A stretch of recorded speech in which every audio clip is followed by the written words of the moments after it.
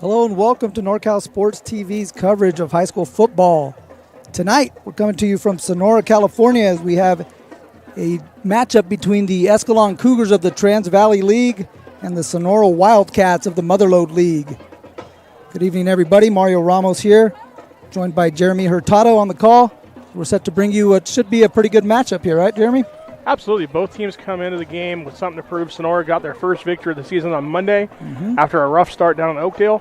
And Escalon comes off a huge victory over Calaveras, 41-0 last Friday night. So it should be a great game tonight. Yeah, it should be a pretty good game. Beautiful setting here in the foothills at Dunleavy Field. Again, both teams out there warming up. Just under 9 minutes here before we get the game started and underway. Again, both teams out here getting loose, getting themselves ready. Sonora coming in at 1-1. Escalon at 2-0.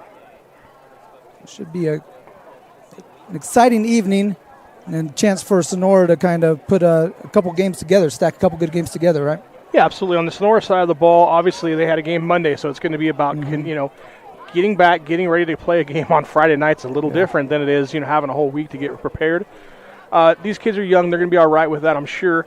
The interesting thing for Sonora, the biggest things are don't turn the ball over. They worked on it a lot this week. They had some issues against Oakdale last Monday night, or this Monday night, I guess. A little cleaner, still had a few pitches that hit the ground. So the big thing for them is to take care of the football and control the ball. For sure. They opened the game up a little bit last week passing the football, but they still want to control the clock and control the football and take care of it on offense. Yeah, definitely get that option game going, but like you mentioned, can't have it hitting the floor. So that's something they want to clean up. You're watching the NCS TV Summer Basketball Camp pregame show against Sonora and Escalon, set to battle here on the gridiron. Broadcast of Sonora Wildcat Football is brought to you by Scott's Distributing and Vending Service. Contact us for full-line vending machine services, office coffee service, and janitorial supplies. KHB Construction. Visit kitchenhomeandbath.com today to start your very own design-inspired creation. Flappy's Pizza Co. Grand opening in downtown Sonora on Saturday, September 4th at 11 a.m. The NCS TV Summer Basketball Camp. 5-day overnight summer basketball camp for 4th through 12th graders. Go to norcalsportstv.com/camp for all the details. Embers. Real food, real fun. Located in the heart of Old Town Sonora. Trade Trash Co. Coming soon for all your trade school information. Look for us on Facebook this fall. Benton Roberson CPAs, providing personalized tax, accounting, and financial guidance to individuals and businesses throughout Tuolumne and Stanislaus counties. Sonora Conference Center, 4 unique rooms available hourly or daily in the heart of downtown Sonora. Learn more at sonoraconferencecenter.com.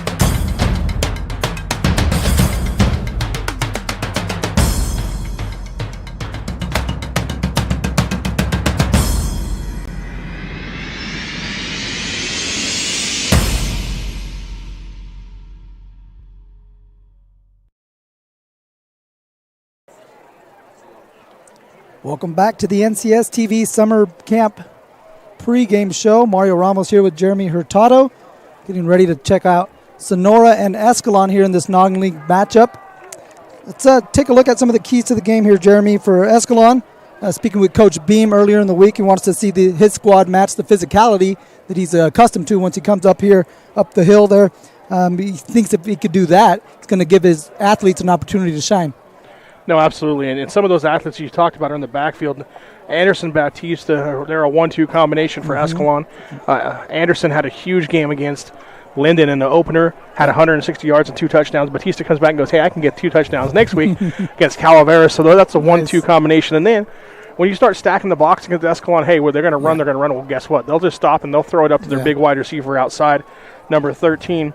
That's Nash, and he goes up. He has 200-plus yards and a couple touchdowns, too, receiving. So it's not necessarily the true Escalon, hey, we're just going to run it down your throat all the time. Exactly. They will air it out and throw it out to the wide receiver, too, so you got to watch out for that. Yeah, like you were saying, you're used to seeing that wing T when you see the Cougars out here.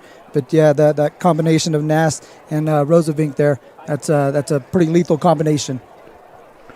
Absolutely. And then we take a look at the other side for Sonora, like we talked about earlier, getting the ground game going early with Greenway and also with number 26, Cooper Moberg, is going to be a huge factor for the Cats tonight, I think. Yeah. That's going to set up things because Escalon's seen the film from Monday night. I keep wanting to say last week, but from Monday night. Yeah. And everybody's saying, hey, we got to stop the passing game of Sonora, which is an odd phrase to come out of anybody's mouth. Yeah. But they're going to say, hey, we got to stop the pass game. And so that should open up the run lanes a little bit more for those fullbacks and the wingbacks for the Wildcats. Yep. And you see the captains out here on the field as we're set to toss up the coin here. See who gets possession. Yeah, definitely Sonora. You mentioned, the turnovers, but that passing game, like you said, really opened up with Bradley Curnow kind of took over there. After Kenny Scott kind of struggled in that opening game against Oakdale, he was able to kind of, get them down the field and ultimately get some points on the board. Yeah, that's an interesting situation. I mean, Scott comes over as a transfer from Bret Hart. Their football program, is taking the season off for varsity. So he comes over, transfers back to Sonora, goes and competes as a starting quarterback. Does a great job of running that triple option offense. Unfortunately, against Oakdale, they got behind. They put in Curnow. Yeah. He comes in. He does well in the second half, throwing the football around. And then last week they came out and threw the football around against Ripon. Yeah. So it'll be interesting to see how Coach plays those two quarterbacks, going forward. We expect for Bradley to start tonight. That's the word we got now. Yeah. Who knows? I mean, I know I'm a coach. I know how things are. We don't say anything about anything. Right. So you never know. You never know who we're going to see at times. Sonora wins the toss. They defer to Escalon. So Escalon's going to get the ball first. So we'll see how Sonora's offense can handle that two-headed monster of the run game versus Escalon. Yeah. And it's nice to have that kind of ace in the hole there with Scott, a guy that could, we see him on the option, the guy kind of in motion a lot, be able to kind of throw in a wrinkle and maybe have him throw something out of the backfield. Absolutely. And I thought Kenny Scott came out and played a great game on defense last week. He had 2 interceptions, made a couple big plays on defense, made a couple tackles from his corner position / safety position. So he did a really good job there of saying, hey, if I'm not going to play offense, I'm going to go start on defense and play my butt off. And he had a great game. So that just shows, the character of Kenny and how he can adapt from, hey, I'm not going to be the quarterback. I'll go lead the team on defense. Yeah, it'd be easy to kind of put your head down and pout, but still go out there and contribute. Yeah, it says something about his character, definitely. Go ahead and take a break here as we get the national anthem. Gentlemen, please remove your caps. And if you are a veteran among us tonight, we do want to know that you respect and appreciate your service. We ask that you might render a hand salute in a way that we would recognize those of you that are among us. And now it's my pleasure to introduce singing for us tonight our own Kaya Grimes.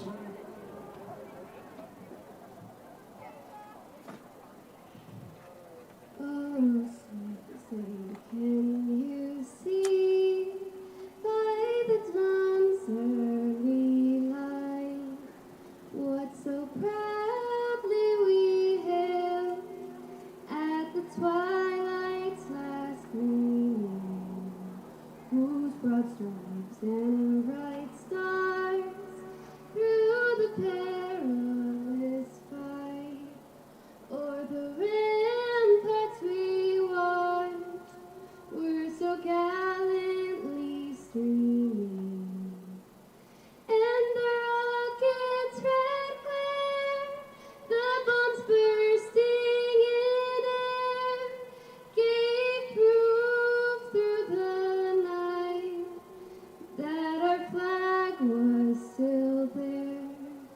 Oh, say does that star-spangled banner yet wave for the land of the free and the home of the brave.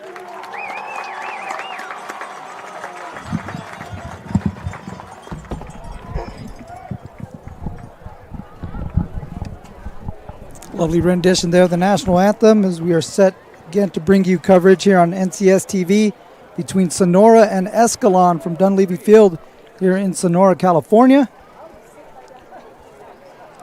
So the teams are heading to their respective sidelines here.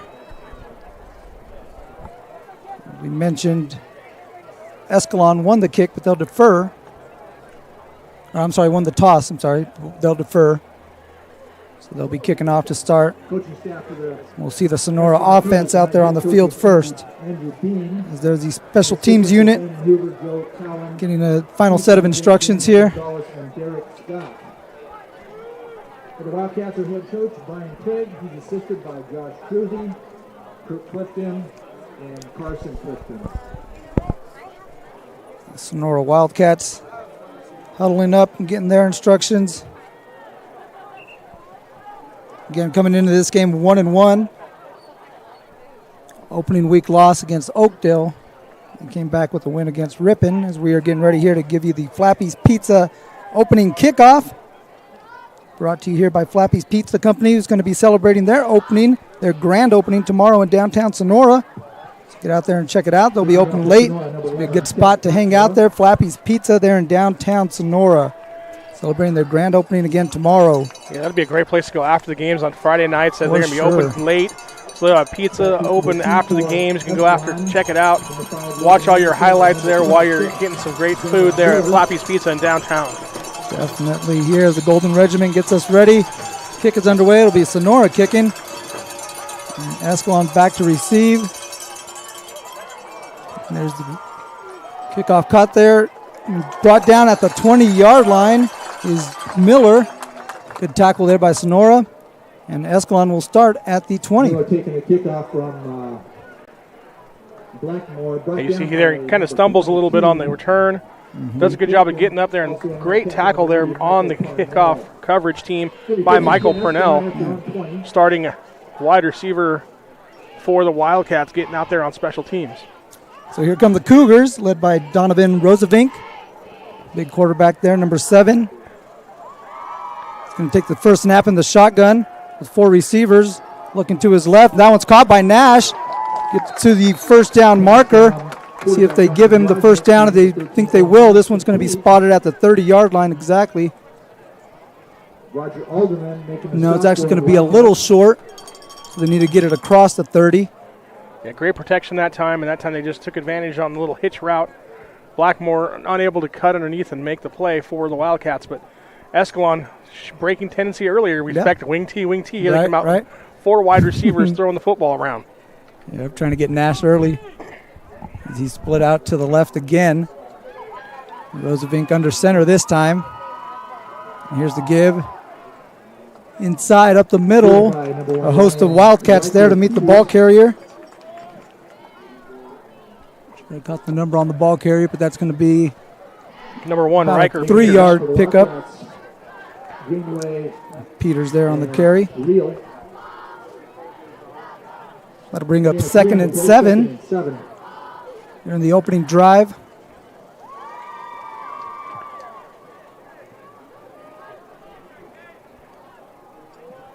Rosevink with 2 in the backfield. He'll give to Anderson. Anderson takes it off the left side. Met out there on the boundary. Short pickup. Going to bring up a 3rd down. Yeah, good job there on the play by the cornerback position coming up from his corner position is number 11, Blackmore. He didn't make the tackle, but he strung it out and then gave time for number 66, Big Alderman, to get out there and get off his block and make the play there. You see Blackmore comes off, but Alderman able to come up and rally up and make the tackle for the Wildcats. So I think you got a passing situation here as Rosevink takes it from the gun. Now under pressure. He can't escape it, and he'll be brought down in the backfield. So big sack there on 3rd down. And now we have a flag on the play. So we'll see if that extends the drive. Looked like Jared Franklin was the first Wildcat there, wrapping up the quarterback, and never really got him to the ground, just kind of got his arms around him. So we see Pomps tries to step up, Franklin and others get there. And then there's a little extracurricular activity against the Wildcats. Yeah, you got a face mask penalty. So you do a great job of stopping it, getting off the field, and then you're going to give them a first down. Yeah. You know, that's one of those, it's the mental turnover, not necessarily a physical turnover. And it's actually only going to be a 5-yard face mask. So to bring up another 3rd down, 3rd and 5. So another opportunity here for the Cougars to keep their opening drive going. As Nash splits out to the right this time. Out there covered by Garcia. Rosevink with the man in motion. Gives inside. Peters again with the carry. Can't get anything going on that one, but another flag. Yeah, I think that's going to be against Sonora as well. As you saw 77's hands go straight up after. So you probably grabbed another face mask because the running back went by. We'll see what the call is. Yeah. That's Christian James. And Sonora's defense walking back, so good indicator that it is against the Wildcats. Yeah, that's the telltale sign, right? Not putting much of a fight on that one. So that will be a first down for the Cougars. Bring the ball to midfield. Get them a fresh set of downs as they hurry to the line here. Kind of a bunch formation.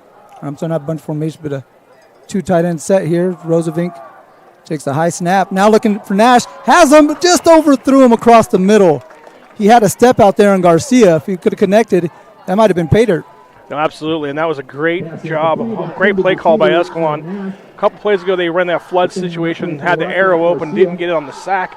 This time, had a chance to hit the post right over the middle. No one in coverage in the center of the field, and it's just about a half a ball too far wide for the outstretched hands of Nash. Yeah, that's kind of what Coach Beam was talking about there, right? Winning that battle up front to give yourself some time now. You can let your athletes go. Just missed on that one. Here's a second down play. Rosevink again going to the air. This one is caught out there on the sideline by Mello. Good catch there. That's going to be a first down. Great job of getting the feet down here, as you see on the replay. Number 26, Miller. Miller. Excuse me, that's running Miller, the yes, corner 26 route. Miller. On the coverage there was Woodridge, but not able to complete or can knock the pass down. And Yeah, good job of keeping his feet in bounds there. There's the handoff inside. There's Anderson coming in motion, trying to turn the corner. Now cuts it back inside. It's brought down at the 35 by Greenway. Greenway, a guy you're going to see around the ball. I'd probably call that name a lot, right, on both sides, but definitely on defense, the inside linebacker position. He's a guy that's just, constantly around the football. No, absolutely. And you see here he does a good job of just flowing with it. 70 tries to get out there and get a block, and Greenway gets around him, makes the play for the Wildcats. 2nd and 5. And 2 tight ends. And here's the carry inside by Leal. Able to pick up 3. It's going to bring up a 3rd and 2. Again, this is the opening drive for Escalon. The first kickoff. And nearly was stopped, but a penalty kind of kept this one going. So now they're trying to make the most of it here on the other side of the 50, getting into Sonora territory. We got a 2nd and 2. I'm sorry, that's a 3rd and 2. Just outside the 30-yard line. There's the give off the right side. And Leal is brought down, but I think that should be good enough for a first down. It would be. There is a flag on the play, so we'll see what that is as well. So lots to sort out here, but again, you see that motion. Just nice job of hooking the end. Kenny Scott again coming up from that safe defensive back position, making the play. Yeah. And Escalon's going to get called for a holding on the interior lineman, so that's going to take away the first down and make it a 3rd and long now for Escalon. Yeah, big penalty there for the Cougars. Slow down their momentum. Would have been a first down. Instead, it's going to bring up a 3rd and 10 here from the 39-yard line. 3rd down and 10. So far, penalties giveth and taketh away on this drive. They gave them the first down earlier in the possession when they had them stopped. Yep. This time, we'll see if the Wildcats can use it to their advantage and kind of help stem the tide that Escalon's been rolling here since that opening set of downs. There's Rosevink from the gun. Looking to his left. Throws into traffic. That one too high for Nash. Pass incomplete. So big stop there for the Wildcats. It's going to bring up a 4th down. You would think they might punt. With this field position, they're maybe thinking about going for it here, but I think they might give this one back to the Wildcats. Yeah, that was great coverage there on the play by Garcia. Also there on the for the Cavs was Clifton, kind of bracketing the receiver, nowhere to go with it. But I think Escalon's going to for it here with Rosevink again from the shotgun, fakes the handoff, looking deep for Nash down the left side. He might have a step, but that one is too long, and we got a flag. Couple of flags, like too much contact there, and this one might be a pass interference. Absolutely, and that's what I said. Throw it up down the sideline, see what happens. As an offensive coach, we always say, hey, throw it up and see what happens. Yeah. 50-50 ball, single coverage out there on the outside. Bass was a little overthrown, so that's kind of a situation where you're almost a gift pass interference if you're Escalon. Mm-hmm. But if you're Cougars, you're going to take it, and obviously if you're Sonora, you're going to be like, hey, that was uncatchable. But nonetheless, it's a first down for Escalon. Another big penalty keeps the drive alive for the Cougars. Yep, Garcia there on the coverage, just a little too physical. With the Cougars, again, going towards Nash when they need a big play. This time they're going to give the ball to Anderson. And Anderson is going to be brought down after a short pickup. Hasn't quite been able to get going yet. Haven't quite been able to turn that corner on the Wildcat defense. No, and again here you'll see another good job by Franklin from his defensive end position. He gets away from Chavez's block there and makes the play for the Wildcats.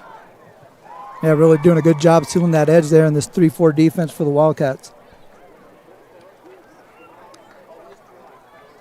So 2nd and 10 situation, and that'll again put Rosevink in the shotgun. Takes the snap. Now a quick pass out to the left. Here's Anderson. Maybe they could get him out in the flat, and he's able to beat one defender. And he is brought down there on the sideline by Woolridge after a pickup of about 6. And a great job there. Get your athlete in space. That's what you're trying to do on the offensive side. Hey, he hasn't had any luck right now running the ball. Let's just throw a little now screen out to him.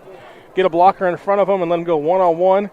Picks up half the distance for the first down. Great job there by Escalon. Yeah, Coach Beam actually calls the offensive plays himself, so you can see him, like you said, trying to get his athletes going. Haven't been able to get it going with the running game yet, but let's try to get him out in space. Here's a 3rd and 5. Rosevink again looking to his left, and now he'll roll to his right. He's got a step, being chased down by Blackmore, gets by him, and now pushed out inside the 5-yard line. First down, Cougars. Blackmore came up from his DB position and just didn't wrap. He came and tried to just hit him with the shoulder and try and take the legs out from underneath him. And you see the replay here as the quarterback rolls out to his right. He's a big Blackmore guy. Just tries to shoulder. It doesn't work. He goes, hey, I'm bigger than you. I'm going to just keep going. That's where you got to wrap those legs up and hope your teammates can come help you out if you're Blackmore. Yeah, you got to wrap those legs up. That shoulder's not going to be enough for a guy like that. A good run there by Rosevink to get his Cougars inside the 5-yard line, or at the 5-yard line. Here's where they spotted it. So it'll be 1st and goal. This drive now just over 6 minutes. As the carry's inside to Leal, trying to fight his way forward. He's met at the 3-yard line. I'm sorry, the 4-yard line, it looks like. Yeah, this is a patented Escalon drive here. Take up half the quarter, go down here and score. I mean, yeah, Sonora's helped them out with a couple of penalties, but this is what Escalon wants to do. Hey, they just want to keep you on your defense and just pound you, keep you. And, yeah, they've thrown the football, but it's still keeping your defense on the field, keep your offense off the field, and just have time of possession in a huge favor because that's going to pay dividends in the 3rd and 4th quarter. Definitely. Here it's 2nd and goal from the 4-yard line. Gives to Anderson on the carry here to the left side, and he is brought down at the 1. Looks like the ball came loose, but they're going to say he was down before it did. That's going to bring up a 3rd and goal from the 1-yard line. Yeah, on that play you see here on the replay, fly sweep, and 55 gets out there Christensen, and if the running back just hesitates a half a second, lets Christensen get in front of him, he's going to get that block, and he'll have the corner easily. It's easy to say up here watching on film, and running back, hey, I want to get the ball, I want to go. He saw that end zone right there, right? Probably thought he could make it himself. Absolutely. Yeah, maybe a little patience would have helped out there. Here's 3rd and goal, and the carry to Leal. He's across the goal line. Touchdown, Cougars. JP Lau, nice little carry there on the dive, right up the middle, gets the Cougars on the board, and they take the early 6-0 lead. 7.5+ minute drive for Escalon to get on the scoreboard. Yeah, definitely milking the clock there, marching all the way down the field. A drive that began at the 20-yard line ends up in 6, and that's going to send out the kicking unit for the Cougars. Alfonso Gonzalez will be out there. The lefty will be kicking for the Cougars. As the snap is down, the kick is up, and that one is good. So the Cougars come out with an opening drive touchdown, and they take a 7-0 lead over Sonora. You're watching high school football, here on NCS TV.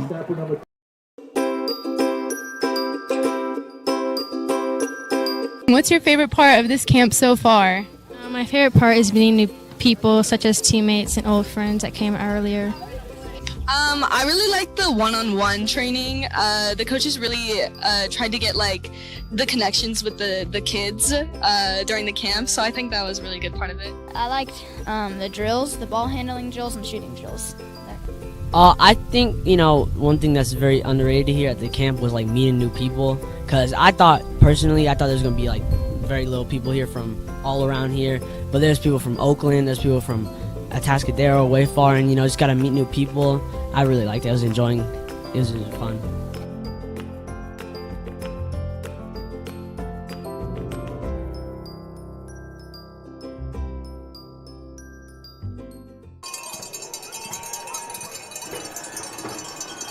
Welcome back to NorCal Sports TV's coverage of high school football. Here it's Escalon with the 7-0 lead over Sonora. 4:16 left to play here in the opening to the Wildcats, as that'll be Garcia receiving.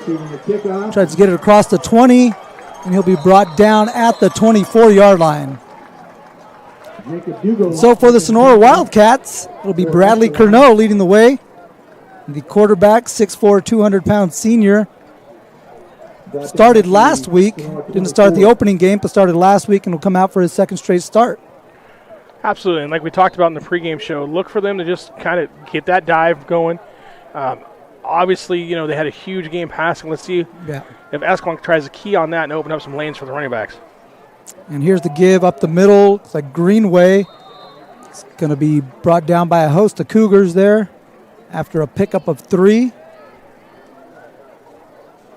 Yeah, definitely trying to get that passing game going, but it's all based off the run, right? You have to set that up, and especially with a squad like Sonora.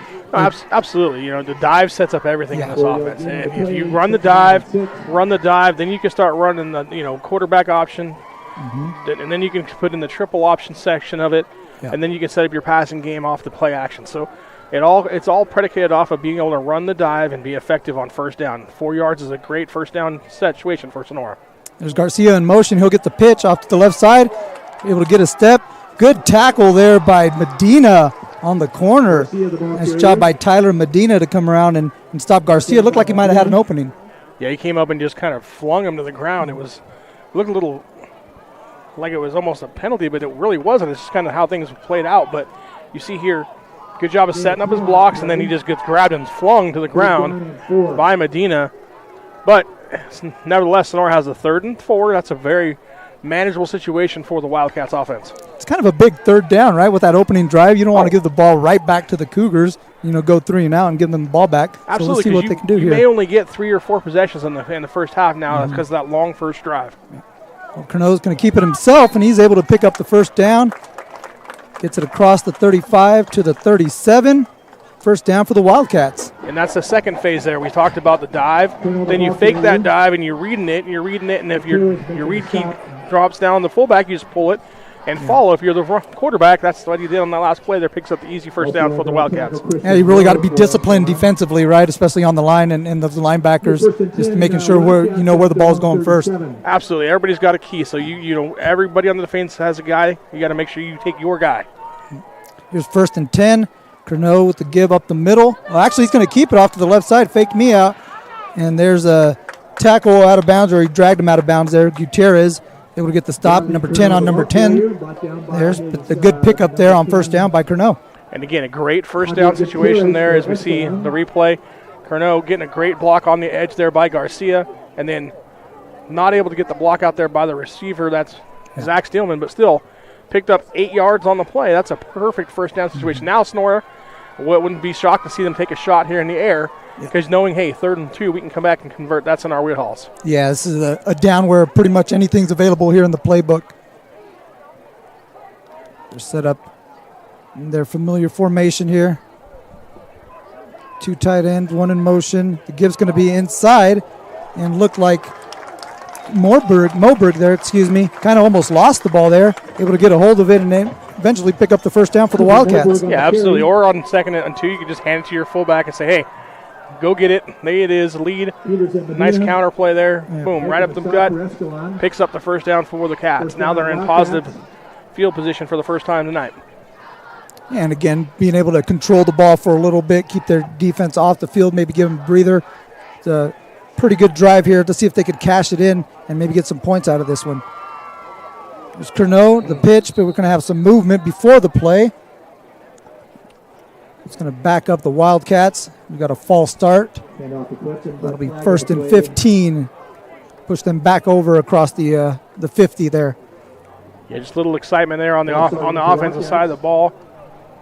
And again, so far the theme of the night's been penalties, twice on defense for the Wildcats. And now here, kind of when you're starting to get momentum going on offense, and then now it's a 1st and long. Yeah. We talked about having that positive situation for 2nd down. We'll see what they can do here. Corneau with Clifton in motion. This time he'll give it to Greenway up the middle. And he gets about 4 on that carry. So we'll bring up 2nd and 11. Greenway the ball carrier. And Mario Ramos here with Jeremy Hurtado, bringing you high school football from Sonora, California. You see Greenway again with the dive up the middle. And a big part of their offense right there. They get that going. Like you mentioned, everything kind of opens up. Haven't seen them really go to the air too much here. Now they got 2 receivers out. We'll see if Corneau's looking to find one of those. He is. His pass to Steelman is incomplete through the hands of Steelman. A little behind him there on that one. Yeah, Zach settled down and just passed was behind him a little bit.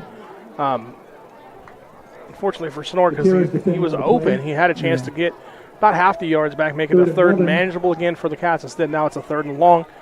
So you're going to have to ask your offensive line, hey, we need a little bit more time here. Going to have to run routes that are 12 to 15 yards. Look for that big defensive line of Escalon to say, hey, here's our chance to come back and get you, quarterback. Yeah, pin their ears back here and get after the quarterback. There's Pimentel off to the right side. Clifton will be out there in the slot too. As Cornell will roll that way, pressured. And this pass is up. A little underthrown, nearly intercepted. That one's batted down, intended for Clifton. And that's going to bring up a 4th down. Yeah, and that's a surprise that it was dropped because Nash is out there playing corner. He's a receiver from Escalon, but looked like him and one of his other players, number 8, Medina, might have ran into each other and kind of knocked each other off of the interception. Yeah, Clifton kind of had to switch gears there too and play a little defense on that one, try to bat that one away. It's going to bring out the punting unit for the Wildcats. Blackmore will set up the punt. And he takes the snap. And the kick is up. It'll be Nash receiving at the 15. Makes one man miss, able to make another man miss. Flag on the play as Nash is able to get a step. Now Blackmore is able to trip him up right around the 40-yard line, but we do have a flag here on the near side. Yeah, it's going to be a hold against Escalon down here at the bottom of the screen. Their guy covering the gunner, I think it was Gutierrez. Yeah, I see it right there at the bottom. Jersey down there at the bottom of the screen. And an unfortunate part for Escalon, it was 48 yards away from the play. It had no bearing on the play, but at the same time, it's still a penalty, so it's going to push them back inside their own 30-yard line. Well, I think he had one of those takedowns earlier, and you mentioned it should have been a penalty, so I think he was trying to prove you right and threw another one out there for you. Hey, it's only a penalty if they call it, right? I mean, so you got to keep doing it. If they didn't call it the first time, try again, right? Yeah, unfortunately, like you said, away from the play, they did call that one, and that'll bring the ball back inside the 25-yard line, so a loss of about 12 yards in field position on that penalty. So Donovan Rosevink will come out again for his 2nd possession. Sophomore quarterback's having a big year so far for the Cougars. Again, we mentioned 2-0 in the pregame show. A couple of big victories and looking to keep it going here against the Wildcats. Here's Rosevink. There's Leal in the backfield. Big bruising running back is met by Franklin there. Good tackle by Jared Franklin. We've seen him make a couple plays here on the defensive side. Absolutely, and that's going to end the first quarter, but great job there by Franklin coming down. We'll see if they can do more of that here in the second quarter as Sonora trails 7-0. KHB Construction. Make your dream home a reality. Enjoy the excitement and luxury of the home transformation you have always wanted. At KHB Construction, we are committed to clear communication and unmatched craftsmanship guaranteed to give you the best renovation experience there is. You dream and we build it. Visit kitchenhomeandbath.com today to start your very own design-inspired creation at KHB Construction. Scott's Distributing and Vending Service. For more than 23 years, Scott's Distributing and Vending Service has been locally owned and operated. Run by folks who have a vested interest in the success and prosperity of our local economy. Learn more about our full-line vending machine services, office coffee service, and janitorial supplies by visiting scottsdistributing.net. That's scottsdistributing.net. Or by calling 209-736-0963.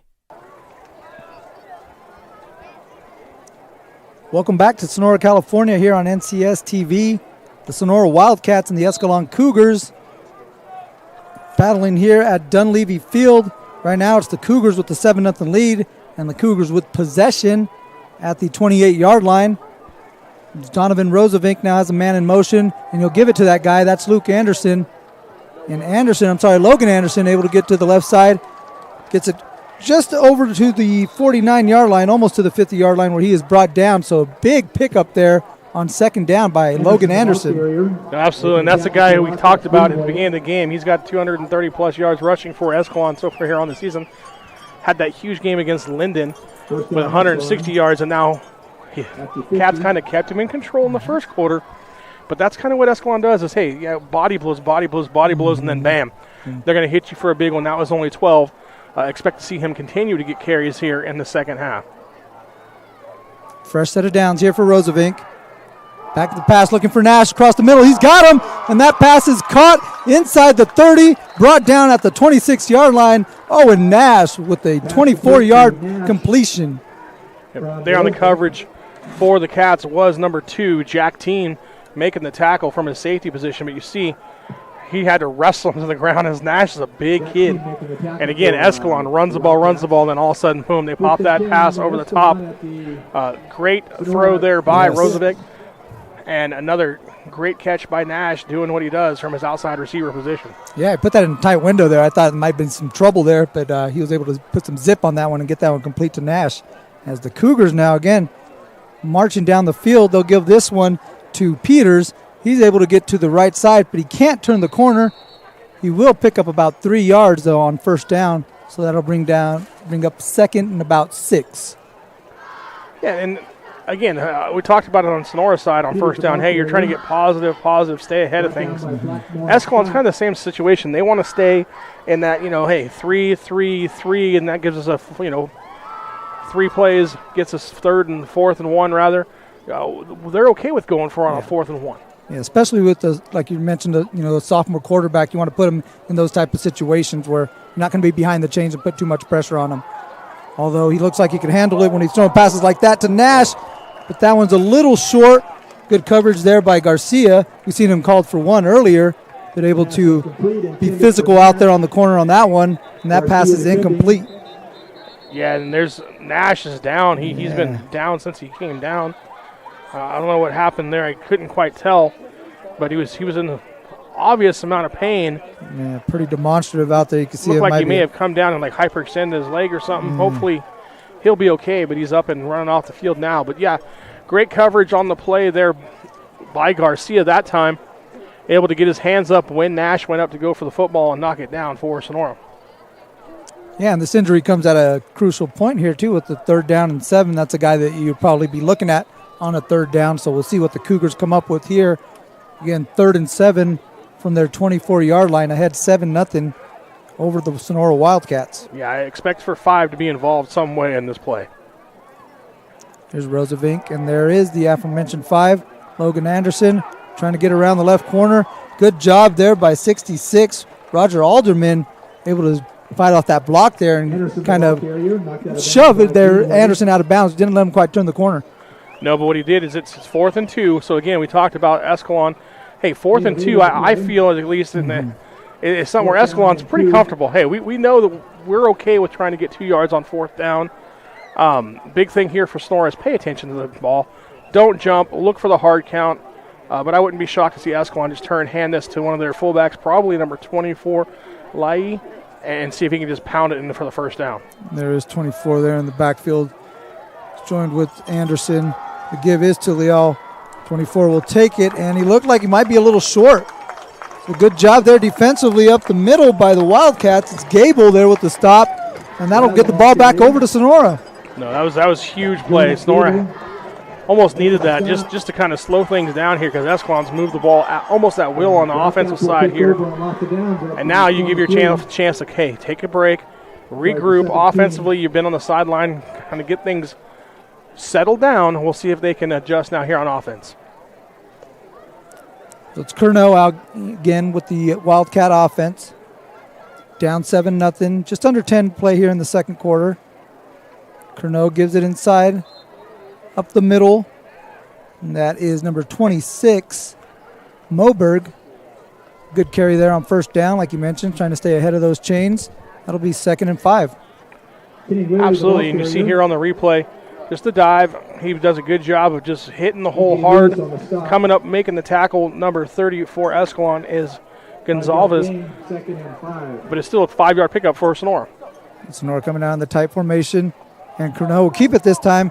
And he is brought down. Nice shoelace tackle there by number 34, E.J. Lewis. The senior with a nice stop there from his defensive end position on Bradley Curnow. Yeah, it's a good thing for Escalon if Lewis makes his tackle, because if he doesn't, Curnow could go down the sideline. I mean, there wasn't much left in the way. He had a blocker in front of him. So good job there by Lewis, by Escalon to come up and make that almost touchdown saving tackle. Yeah, he had a step there. Yeah, good play there by Lewis, like you mentioned. Otherwise, Sonora would have been off to the races. Oh, it looks like we might have had a Cougar come across a little early. I don't know if Curnow ever got that snap cleanly. Looks like Escalon might have recovered it, but I think we're going to have a penalty on the Cougars. Yeah, you can see here on the replay, 30, Gonzalez jumps the snap a little bit and creates chaos, but he was clearly offsides. Curnow actually did have it on the give there. That's when, like you said, Gonzalez was already in the backfield, so it's going to be a free 5 yards for the Wildcats. Going to bring up give them a fresh set of downs here. That was a 3rd and short, so that'll give them a new first down at the 31-yard line. So where the Escalon coaches are complaining is, in high school football, if it's offsides, the snap is a dead ball. They should have blown the whistle there.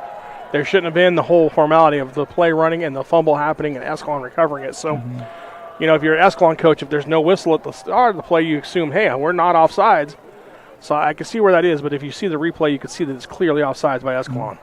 And we might have another offside there. We had some motion trying to get them to jump, and it looks like it works. So another free 5 yards. That'll set up a 1st and 5 for Sonora. No, that's a great job there by Coach Clifton. You see there, they go with the hard count, get them to jump. You saw them flying up and timing the snap the play before. So go ahead and hard count them the next play, get them to jump, and you get yourself up with a great opportunity on first down. Curnow again under center. Give up the middle, and he's able to push it across to the first down line. Looks like just across the first down line. It's Greenway there. Good job there again by Aaron Greenway here off the dive. Greenway the ball carrier. Good job there of getting pushed by Alderman. Also out there leading the way is Youngman for Sonora, their offensive line positions. Yeah, it was about 3 or 4 yards before he was touched. So some good push up front, starting to get it going up there in the line. The option game starting to work here a little bit for the Wildcats. We saw that one with Curnow, almost had a step there, so they're starting to see something there on offense. Here it is on first down. Curnow will actually keep it this time off to the left side. Another good pickup on first down, and that'll be 6, so it'll bring up 2nd and 4. Yeah, now we've seen Curnow keep it a few times, and he's turned it upfield. Pretty soon that Escalon defender is going to say, hey, I know it's coming, and then he's going to pitch it out to that wing guy, and it'll be another big play down the sideline for the Cats. Sonora right now just kind of setting that up. And you know it if you're an opposing player, hey, I got to stay disciplined, I got to stay disciplined. But sometimes it's easier said than done when you see the quarterback running at you with the football. It's actually going to be 2nd and 5 here as the give is inside to Moberg. And he will be brought down at the 49-yard line, so just shy of the 50. That's going to bring up another 3rd down here, under 7 to play in the second quarter. Yeah, 3rd and short here is where the Wildcats want to be as we see the replay of Moberg just getting the handoff, going straight up the middle, getting brought down on the play there by number 55, Christensen for Escalon. Here's Curnow again.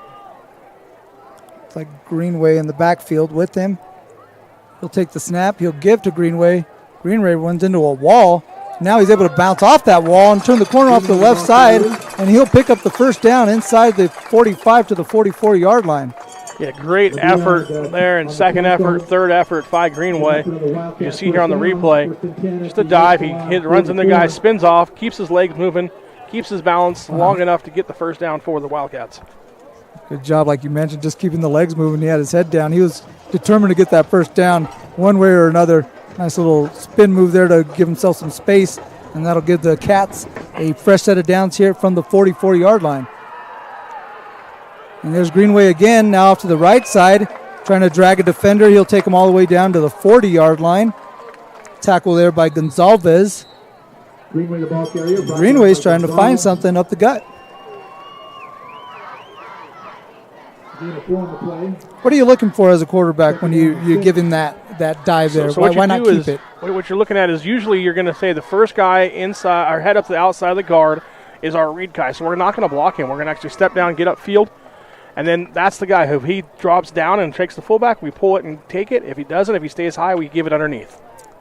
Downtown Sonora is about to get flappified. This weekend is the grand opening of Flappy's Pizza Co. on Washington Street. Flappy's is a pizzeria serving New York-style pizza with a unique twist, offering toppings like chili cheese tater tot, Mexican street corn, and even chicken and waffles. With a menu that also includes burgers, sandwiches, some amazing entrees, and a full bar, there is definitely something for everyone. There's even a walk-up window where you can buy pizza by the slice for quick and easy lunches. Stop by Flappy's this weekend for grand opening specials and prizes and see what all the flapping is about. Benton Roberson CPAs provides personalized tax, accounting, and financial guidance to individuals and businesses throughout Tuolumne and Stanislaus counties. Our team believes in partnering with you and your team to build lasting relationships that help you achieve your financial goals. Give us a call today and experience the Benton Roberson difference. We look forward to hearing from you. Check us out online at br-cpa.net.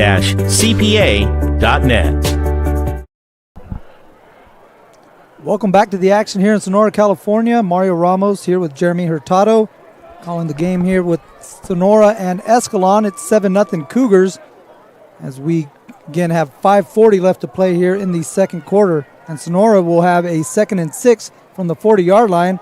The give inside to Moberg. He is going to push it forward for maybe 1. So that'll bring up a 3rd and 5. Yeah, that time better job by the Escalon defense of getting up there, making the play. Led there by the big number 73, Sebastian Snow for Escalon. So I believe that last timeout was an official's timeout. That's why everybody was kind of confused on what was going on. It wasn't a timeout that was charged to Escalon. They had an official malfunction with something, so they got that taken care of, just a little housekeeping issue. So big 3rd down here for the Wildcats. Again, down 7. In the midway through the second quarter, as we have Clifton in motion. Now we have the ball loose, and it's on the floor, and that one is picked up by Ryan Lewis, and Escalon has the first turnover of the game. Absolutely, and that's the thing we talked about in the pregame show is Sonora couldn't afford to turn the football over. You see here they go on a hard count. The dive back was a different dive back that hasn't been in the game. Woolrich, him and Curnow not on the same page. And it backfires and bites the Wildcats there. As now Escalon has the ball, first 10 from their own 40. Yeah, the Coach Craig can't be too happy about that one. Again, one of the things he was talking about before the game, like you mentioned, wanted to take care of the ball, especially on a big possession there like that on a 3rd and 5. You got to have that one. Here's Rosevink back out there. He drops back, looking right. Ball is up, and this one is picked up and dropped. Nearly picked off. Kenny Scott had it with 2 hands, unable to hang on to it. Absolutely great position there. He got himself in perfect position, went up, high pointed the football, and just didn't come down with it. As you see, Rosevink gets hit right as he lets go of the football, comes up a little short, and then Kenny Scott had a chance to make the play. Yeah, Anderson came back, tried to again play a little defensive back on that one. But Scott had that one in his hand, just unable to secure the catch. That's going to bring up 2nd and 10 for the Cougars. Rosevink fakes to no one, now gives to Anderson. And Anderson takes it to the 45-yard line. So that'll bring up 3rd and 5 for Escalon. I like how you called that because that was kind of an interesting set. I think somebody missed something in the backfield. Either the mesh with the quarterback was messed up with the fullback here or something, because somebody was supposed to take it, and I was like, okay, I'll just hand it to him. So it was kind of a mixed up play from the beginning, but it turns into a positive for Escalon, and now they're at 3rd and 5. Yeah, manageable 3rd down situation as Nash splits out to the left.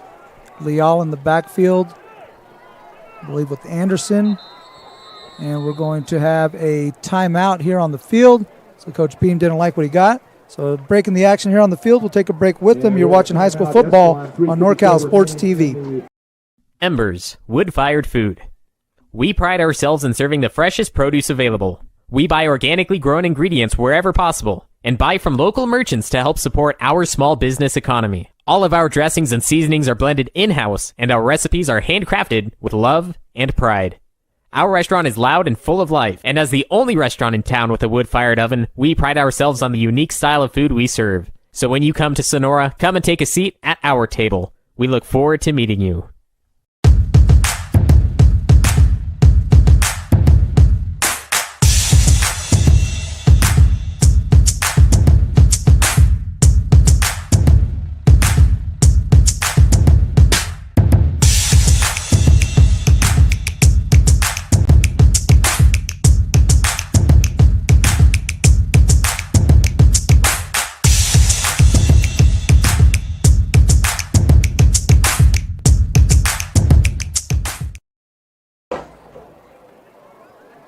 Welcome back to NorCal Sports TV's coverage of high school football. Coming to you live from Dunleavy Field here in Sonora, California. Mario Ramos with Jeremy Hurtado. We have a 3rd and 5 here with 3:54 left to play in the second quarter. The Cougars up by 7. We'll take it from the gun here with Rosavink now shifting Leal over to his left. He'll take the snap, roll to his left, and keeps it, tries to tuck it. Now thought about throwing it while he was wrapped up. Instead, maybe thought better of it and took the sack. Yeah, that's back-to-back plays that there's been some kind of miscommunication there. This time, quarterback rolls out like it's going to be a boot pass, but then there's just nothing there. So not sure where the miscommunication is, but nevertheless, Escalon rather, going to have a 4th and long here.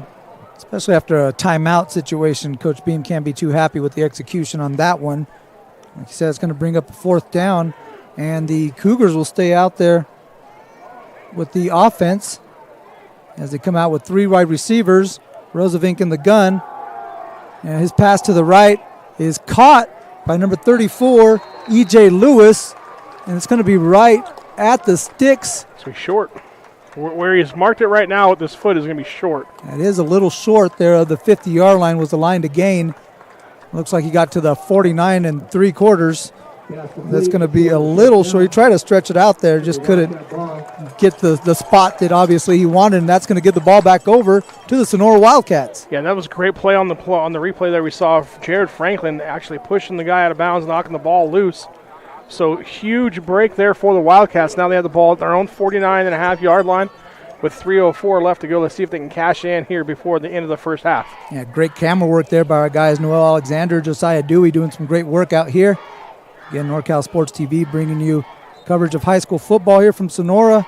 And if you are Sonora and Coach Brian Craig, you got to be feeling pretty good. You haven't really got the offense going.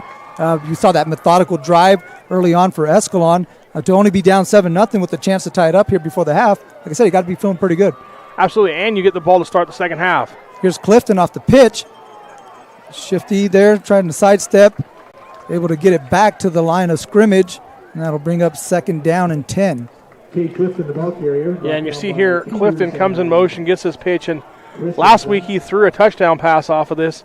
So you know Escalon was kind of, hey, is he going to run? Is he going to throw it? That time Escalon rallies up there, keeps the no gain there. So positive play for Escalon on 1st down. We'll see what happens here on 2nd down. And 2.5 to play, so clock becoming a little bit of a factor here as we approach halftime. Here's Curnow looking to his left. That one is overthrown, intended for Clifton out in the flat. Clock stops with 2:23. Yeah, trying to hit Clifton on the arrow route here. Just overthrows it by about a yard or so. So that's going to bring up a huge 3rd down for the Wildcats. See Miller out there on the coverage there for the Cougars. And we have a timeout here on 3rd down and 10. Sonora's going to call a timeout. So we'll take a break here on NorCal Sports TV, and we'll be back with high school football.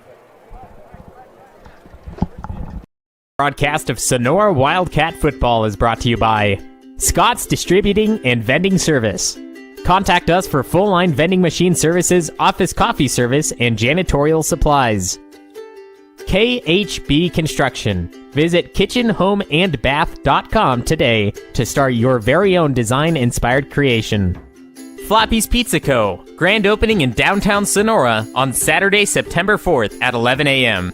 The NCS TV Summer Basketball Camp. 5-day overnight summer basketball camp for 4th through 12th graders. Go to norcalsportstv.com/camp for all the details. Embers, real food, real fun, located in the heart of Old Town Sonora. Trade Trash Co. Coming soon for all your trade school information. We're back here on NorCal Sports TV's coverage of high school football, and a big 3rd down as the Wildcats will drop back with Curnow, who's looking to his right, has a man over the middle. It was Baker who had a step on Anderson. That pass just a little too long for Baker. No, absolutely. And that time they ran 3 receivers out to the left side of the field, had the single receiver out to the right, then motioned to an empty backfield through the seam and just couldn't hit it. Good coverage there, though, by number 5 for Escalon. Anderson there. Anderson, yeah, like you said. And it'll be Anderson back with Nash to receive this punt here with 2:17. As Blackmore set to kick. That one close to being blocked. And that one's going to be out of bounds inside the 30. They're going to mark it at the, looks like the 28-yard line. Call it the 28. So with 2:11, the Cougars will come back out. Do you think they're going to be aggressive on this possession, or do you think they're going to maybe be content to take a 7-0 lead into the locker room? Yeah, I mean, 2:11 left to go. You're going to run something kind of safe here to start and see if you can get a big play and then go into your 2-minute drill. I know, normally this is where Escalon kind of has had some different trick plays per se. We'll see what they do here on this drive. They'll give it to Anderson. He's off on the right side. Good tackle there by Scott from that safety position coming up and laying the wood. Yeah, that time they just ran a counter, so they faked the dive on the back, come back and run that wing underneath. Just a little misdirection play. Picked up 5 on the play, so we see him picking up the tempo a little bit. Here's Rozovic now rolling to his right. Looked like he was looking for Nash, and there is the pass to Nash. He's got a step, but he can't bring that one down. Looking for a call there. A lot of hand fighting between him and Garcia. That's just going to be an incomplete pass. Yeah, and that time it looked like there was a little bit of a grabbing by the defensive back for the Wildcats. We'll see here on the replay as they're running stride for stride. Now looked like it was just hand fight, like you said. I thought maybe he kind of pinned that arm down, but it was actually pretty good coverage by the Wildcats. So a good job there by Garcia of just staying with Nash, knowing, hey, I'm just going to cover him all the way down the sideline, not take anything for granted, because that was another big ball by the quarterback that was right on target. So 3rd and 5, again, manageable. They've had numerous 3rd and 5s here. Have the Cougars. See if they can pick this one up. The fake to Anderson. He'll now get it out on the flat. No one out there in coverage. Anderson able to get a step, gets it across the 50, tries to cut it back to the inside. Brought down by Blackmore. Great hustle there, too, by Alderman to bring him down, but that's a huge gain from the Cougars. And they take the ball inside to the 38-yard line. Yeah, they faked the handoff there, and then Anderson just gets lost. In the shuffle, they throw it back on like a basically empty screen to him, and he's down the sideline. So fresh set of downs here as Rosavink rolls to his right. Pressured, and he is brought down. He was in the grasp there, so they're going to rule him down. Number 60, George Reel, with the sack on that play. And good thing they blew it down for the Wildcats' sake, because he had a receiver there in the flat. Yeah, you see him kind of half roll. Okay, good job, like you said, by Ryle. He just beats that wing in coverage, or in protection, rather, and gets to the quarterback and wraps him up for the big play for Sonora. Loss of 11 on the play. Excuse me, that was Parnell on the tackle, so number 80, not number 60 there. Parnell, good job coming off the edge there. That'll bring up 2nd 18, and the snap is lost there by Rosavink. Couldn't come up with it cleanly. So that's going to be a loss of about 6 on the play. Yeah, back-to-back bad plays for Escalon. After the sack, you have the snap go right through your hands, and now you're in a situation where it's basically just a Hail Mary time. You're going to, if you do anything, you got 16 seconds and counting. Throw it up deep for your big receiver and hope you either get a catch or an interference call. It's going to bring up 4th and 24 for the Cougars, as we have 3 seconds left. So like you said, this will be one final play as they set up the screen pass there to Lewis, trying to get it to the outside, and he is met there by Woolridge, and that'll be the final play of the first half. And it's the Escalon Cougars with a 7-0 lead over the Sonora Wildcats. Yeah, nice little middle screen here. You'll see there is a penalty on the play. It's against Escalon. Right here is a nice clip there in the back by the receiver Nash. Cats will decline that and go to halftime, like you said, with a 7-0 deficit. So the Cougars were heading towards the locker room, though. Now come back to see what's going to happen here. But like you mentioned, the Wildcats will decline that one and head to the half down 7. So we'll be back with more coverage here from NorCal Sports TV's high school football coverage from Sonora, California. Mario Ramos with Jeremy Hurtado will be back with the second half.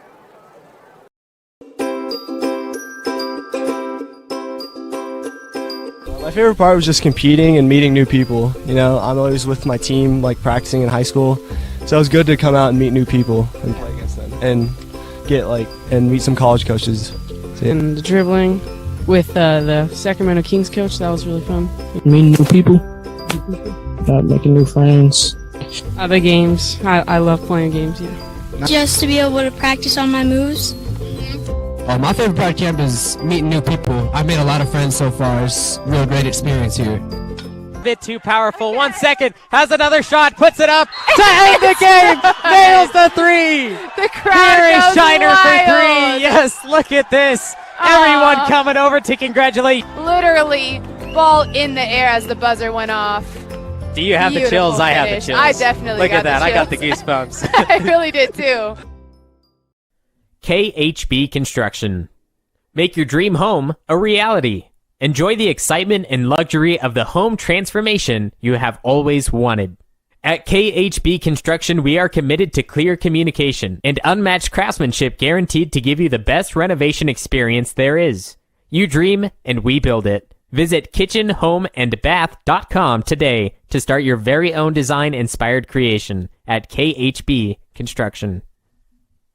Downtown Sonora is about to get flappified. This weekend is the grand opening of Flappy's Pizza Co. on Washington Street. Flappy's is a pizzeria serving New York-style pizza with a unique twist, offering toppings like chili cheese tater tot, Mexican street corn, and even chicken and waffles. With a menu that also includes burgers, sandwiches, some amazing entrees, and a full bar, there is definitely something for everyone. There's even a walk-up window where you can buy pizza by the slice for quick and easy lunches. Stop by Flappy's this weekend for grand opening specials and prizes and see what all the flapping is about. Scott's Distributing and Vending Service. For more than 23 years, Scott's Distributing and Vending Service has been locally owned and operated. Run by folks who have a vested interest in the success and prosperity of our local economy. Learn more about our full-line vending machine services, office coffee service, and janitorial supplies by visiting scottsdistributing.net. That's scottsdistributing.net, or by calling 209-736-0963.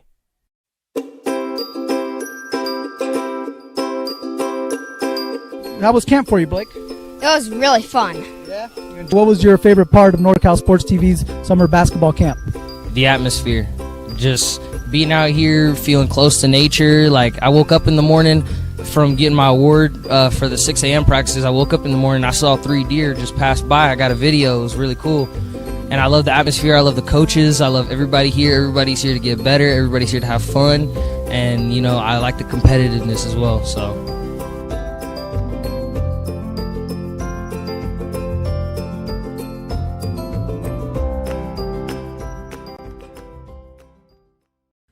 Embers, wood-fired food. We pride ourselves in serving the freshest produce available. We buy organically grown ingredients wherever possible, and buy from local merchants to help support our small business economy. All of our dressings and seasonings are blended in-house, and our recipes are handcrafted with love and pride. Our restaurant is loud and full of life, and as the only restaurant in town with a wood-fired oven, we pride ourselves on the unique style of food we serve. So when you come to Sonora, come and take a seat at our table. We look forward to meeting you. Benton Roberson CPAs provides personalized tax, accounting, and financial guidance to individuals and businesses throughout Tuolumne and Stanislaus counties. Our team believes in partnering with you and your team to build lasting relationships that help you achieve your financial goals. Give us a call today and experience the Benton Roberson difference. We look forward to hearing from you. Check us out online at br-cpa.net.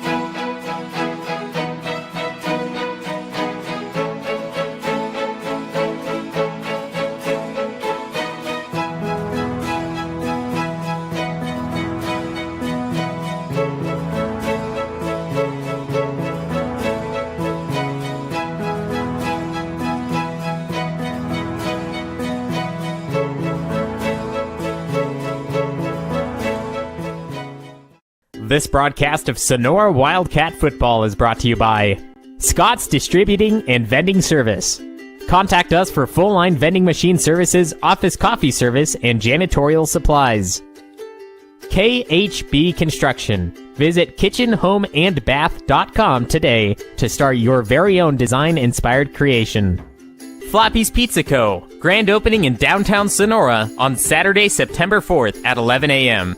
The NCS TV Summer Basketball Camp. 5-day overnight summer basketball camp for 4th through 12th graders. Go to norcalsportstv.com/camp for all the details.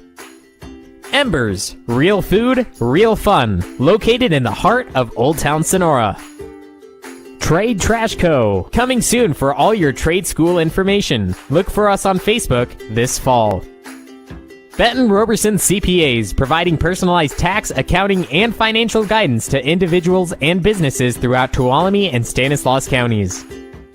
Sonora Conference Center, 4 unique rooms available hourly or daily in the heart of downtown Sonora. Learn more at sonoraconferencecenter.com.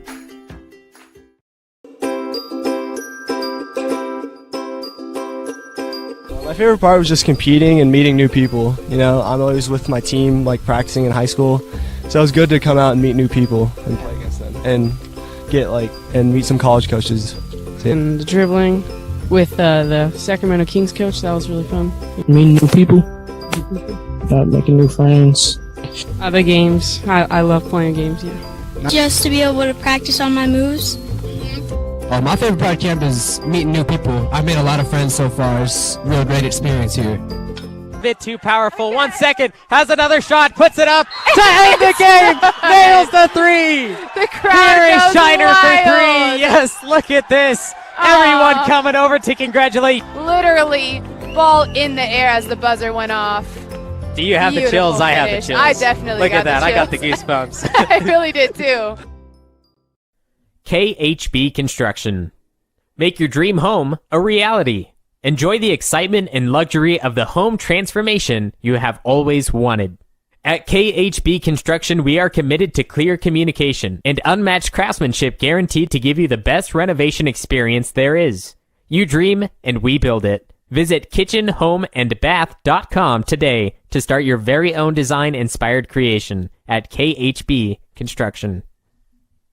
Downtown Sonora is about to get flappified. This weekend is the grand opening of Flappy's Pizza Co. on Washington Street. Flappy's is a pizzeria serving New York-style pizza with a unique twist, offering toppings like chili cheese tater tot, Mexican street corn, and even chicken and waffles. With a menu that also includes burgers, sandwiches, some amazing entrees, and a full bar, there is definitely something for everyone. There's even a walk-up window where you can buy pizza by the slice for quick and easy lunches. Stop by Flappy's this weekend for grand opening specials and prizes and see what all the flapping is about. Scott's Distributing and Vending Service. For more than 23 years, Scott's Distributing and Vending Service has been locally owned and operated. Run by folks who have a vested interest in the success and prosperity of our local economy. Learn more about our full-line vending machine services, office coffee service, and janitorial supplies by visiting scottsdistributing.net. That's scottsdistributing.net, or by calling 209-736-0963.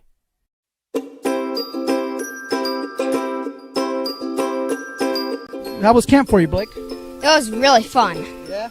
What was your favorite part of NorCal Sports TV's summer basketball camp? The atmosphere. Just being out here, feeling close to nature. Like, I woke up in the morning from getting my award for the 6 a.m. practices. I woke up in the morning, I saw 3 deer just pass by. I got a video. It was really cool. And I love the atmosphere. I love the coaches. I love everybody here. Everybody's here to get better. Everybody's here to have fun. And, you know, I like the competitiveness as well. So.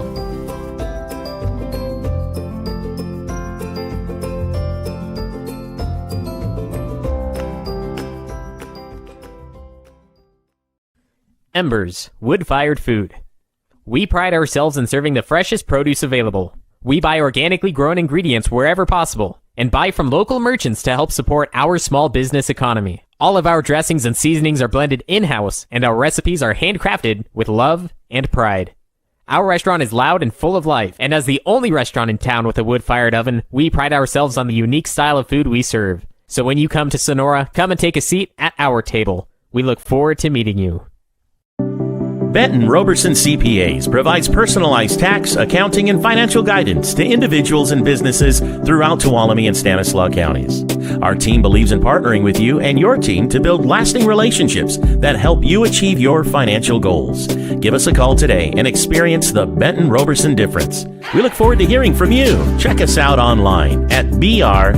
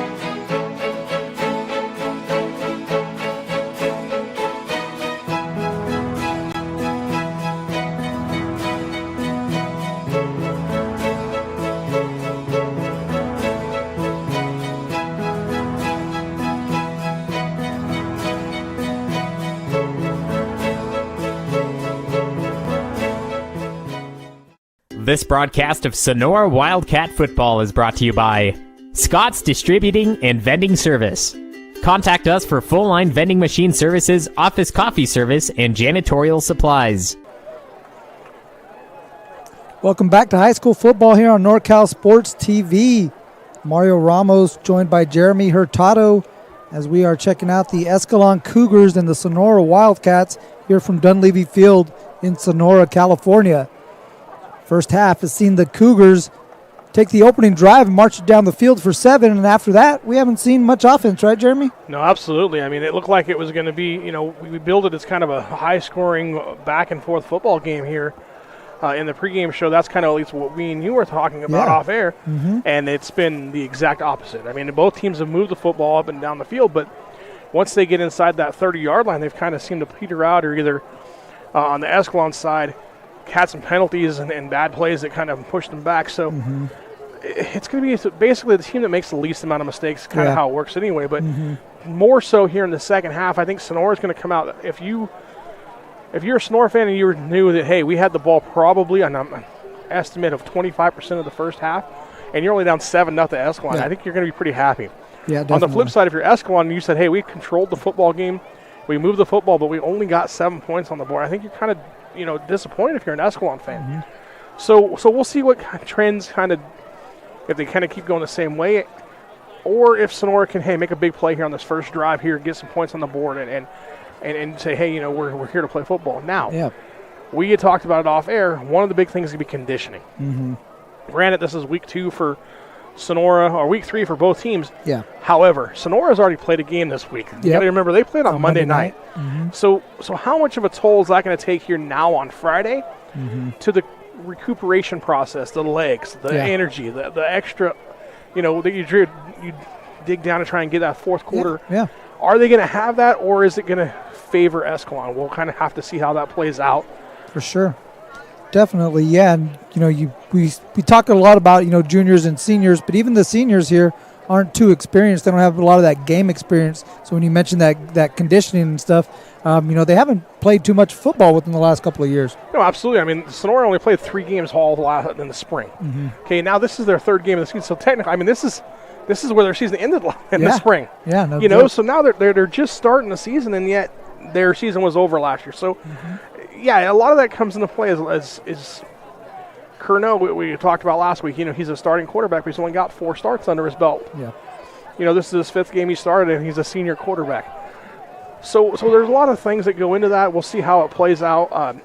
I expect the offenses on both sides to kind of pick things up here in the second half. Escalon, I expect to go to more of a try and spread the ball around to 13 Nash at number 5. Yeah.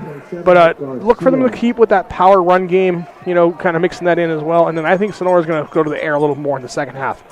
They didn't do it a lot in the first half. They've been in the game still. I think they're going to throw the ball more in the second half. And we're going to find out early here because they'll take the opening kickoff as Gonzalez will kick it off. Garcia and Clifton back to receive for the Wildcats. It'll be Garcia running up on it, nearly lost it, and he is ruled down as he got possession of that one with his knee on the ground. So the Wildcats will take it inside the 20 here on the opening, or to start the second half. Yeah, and that's an unfortunate situation for Sonora. Is he had some room to run. He just unable to make the catch, goes right off the shoulder pads, and so now Sonora starts not exactly ideal field position, but 18-yard line, 20-yard line, a touchback, not a huge difference. So we'll see how the Wildcats attack this. Comes Curnow with Greenway in the backfield. The give is to Greenway up the middle, and he'll get it to the 20-yard line.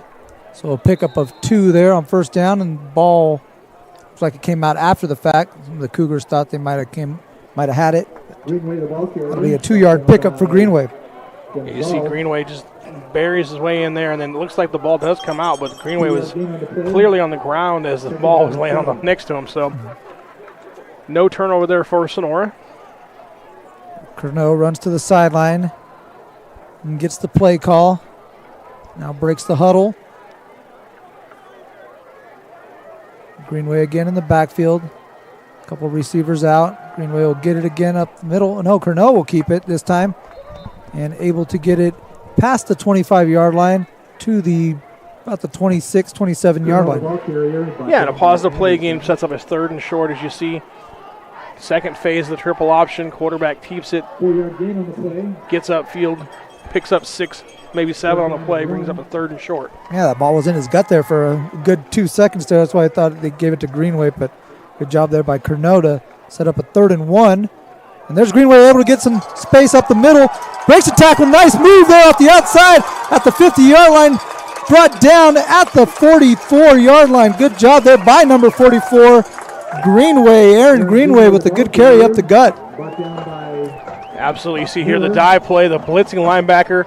When he gets by that first initial wave, there's nobody left to make the tackle, and it's off to the races. Good job there by Steelman not to pick up a penalty, just kind of get in the way there. Allow Greenway to get that big carry for the Wildcats, who got something going here on their opening drive of the second half. Comes Curnow. Again under center from the 44-yard line. Clifton fakes the motion. Now comes back. Looks like we have a false start, though. Maybe on the outside. It might have been Pimentel. Yeah, Pimentel took off early. Not sure what the situation there is. Receivers are taught to look for the football. When the football moves, you move. And he just took off after the early motion by the Wildcats. So maybe tipping his hand there. Maybe the ball's coming his way, a little eager. Haven't called his name too much. We'll see if they could get him going here in the second half. As there's the give inside to number 26, Moberg. Looks like he ran into either his lineman or one of the defensive linemen there. Couldn't quite get his momentum going. Yeah, on that play, again, you see here the mesh not exactly clean between him and quarterback. As you see, they're both kind of trying to pull it, even late as Moberg's on the ground. So good job there by Nathan Chavez to get in the backfield and kind of disrupt that one a little bit. Nathan Chavez, number 63. Out there actually with his brother, Gio Chavez, number 70. So a couple of siblings out there on the line for the Cougars. As Curnow looking to the left, he's got one deep down the left sideline. A little short pass underthrown to Steelman. Sonora fans looking for a flag on that one. Thought there was some contact. That pass a little underthrown. Steelman had a step.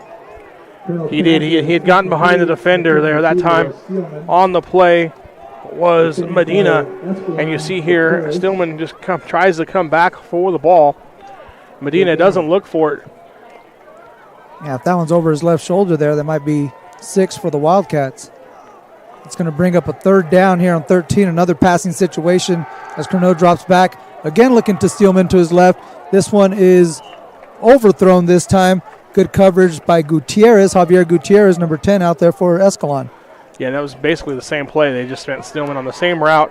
This time double covered, and it was thrown up into coverage, and it was luckily not intercepted on the play by Gutierrez for the Escalon. So now it turns into a positive drive. That penalty that set them back on first down gets them behind the sticks. They got to go out of what they normally do, and now they're here. They're punting. There's Blackmore again out to punt. This one's out to Anderson.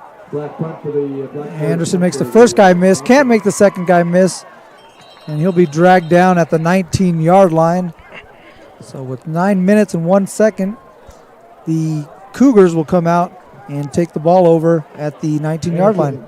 Yeah, you see their replay. Nice job of getting around the first defender, but you said 65 was there on the play for the Wildcats. That's Tyler Sells out of his offensive line position, making a big play on special teams to hold Anderson there at the 20-yard line.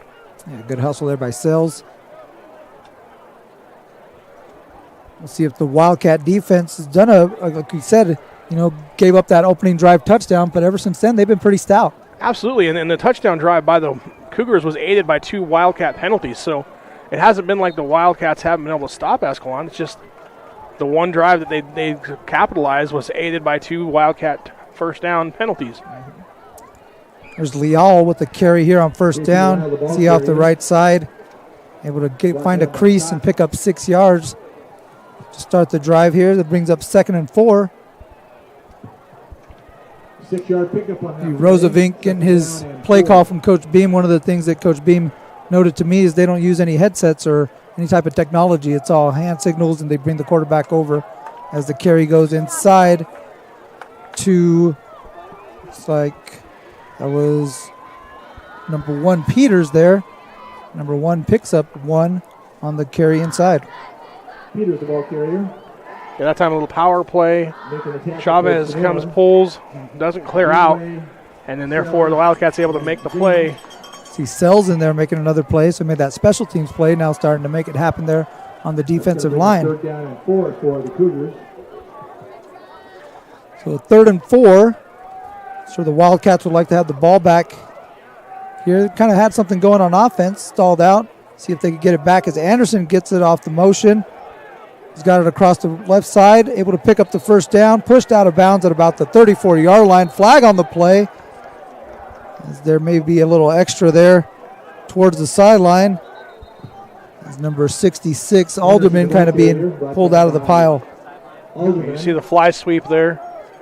Alderman did a good job of just riding down, then looks like he made a tackle about 7 yards out of bounds, so that's going to be another situation where Sonora hurts themselves by giving up extra yards for the penalty.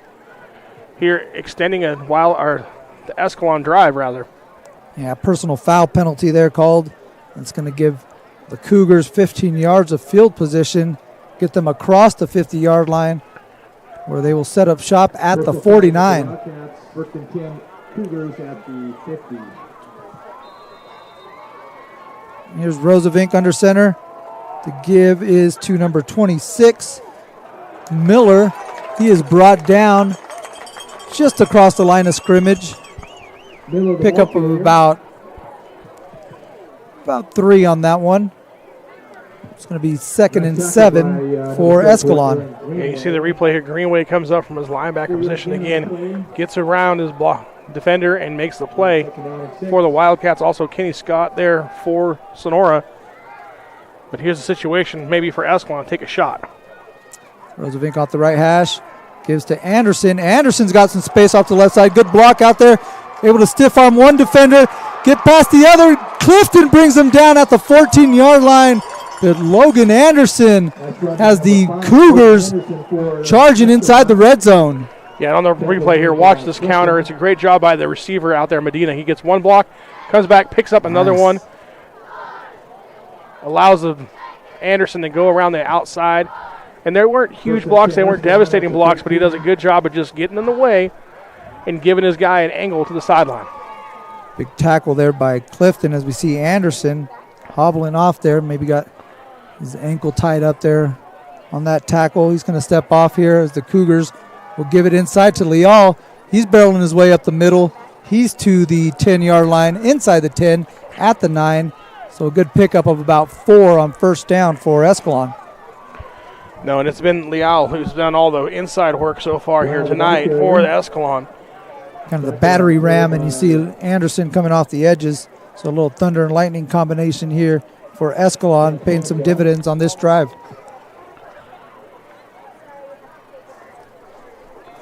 We expected to see Batista here, but so far he's not played here in the game that we've noticed.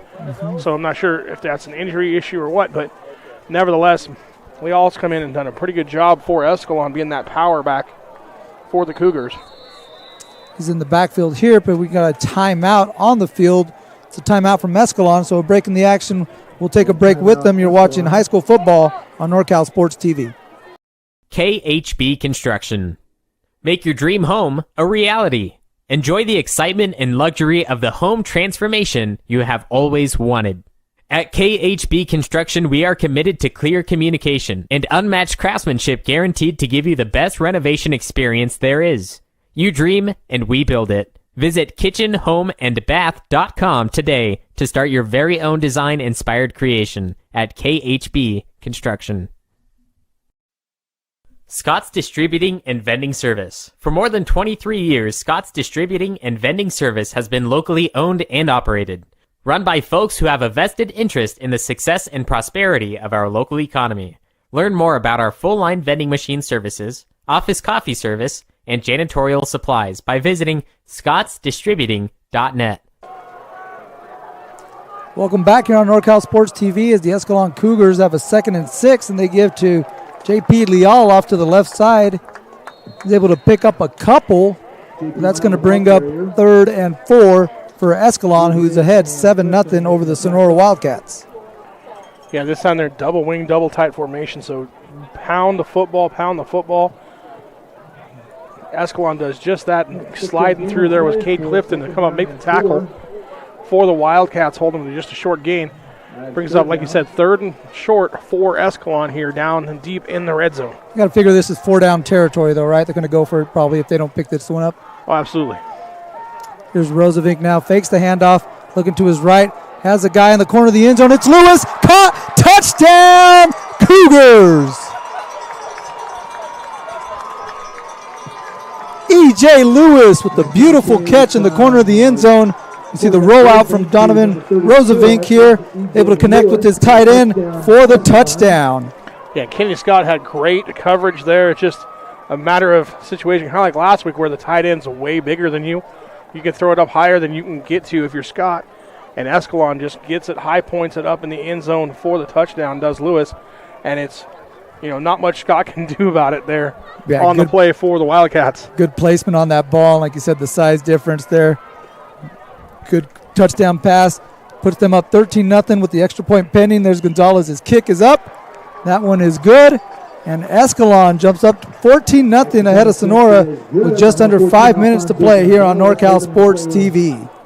Downtown Sonora is about to get flappified. This weekend is the grand opening of Flappy's Pizza Co. on Washington Street. Flappy's is a pizzeria serving New York-style pizza with a unique twist, offering toppings like chili cheese tater tot, Mexican street corn, and even chicken and waffles. With a menu that also includes burgers, sandwiches, some amazing entrees, and a full bar, there is definitely something for everyone. There's even a walk-up window where you can buy pizza by the slice for quick and easy lunches. Stop by Flappy's this weekend for grand opening specials and prizes and see what all the flapping is about. Benton Roberson CPAs provides personalized tax, accounting, and financial guidance to individuals and businesses throughout Tuolumne and Stanislaus counties.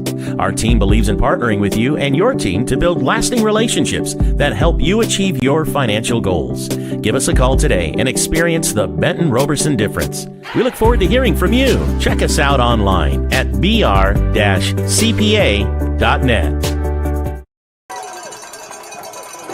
Back here on NorCal Sports TV, the Escalon Cougars set to kick it off to the Sonora Wildcats.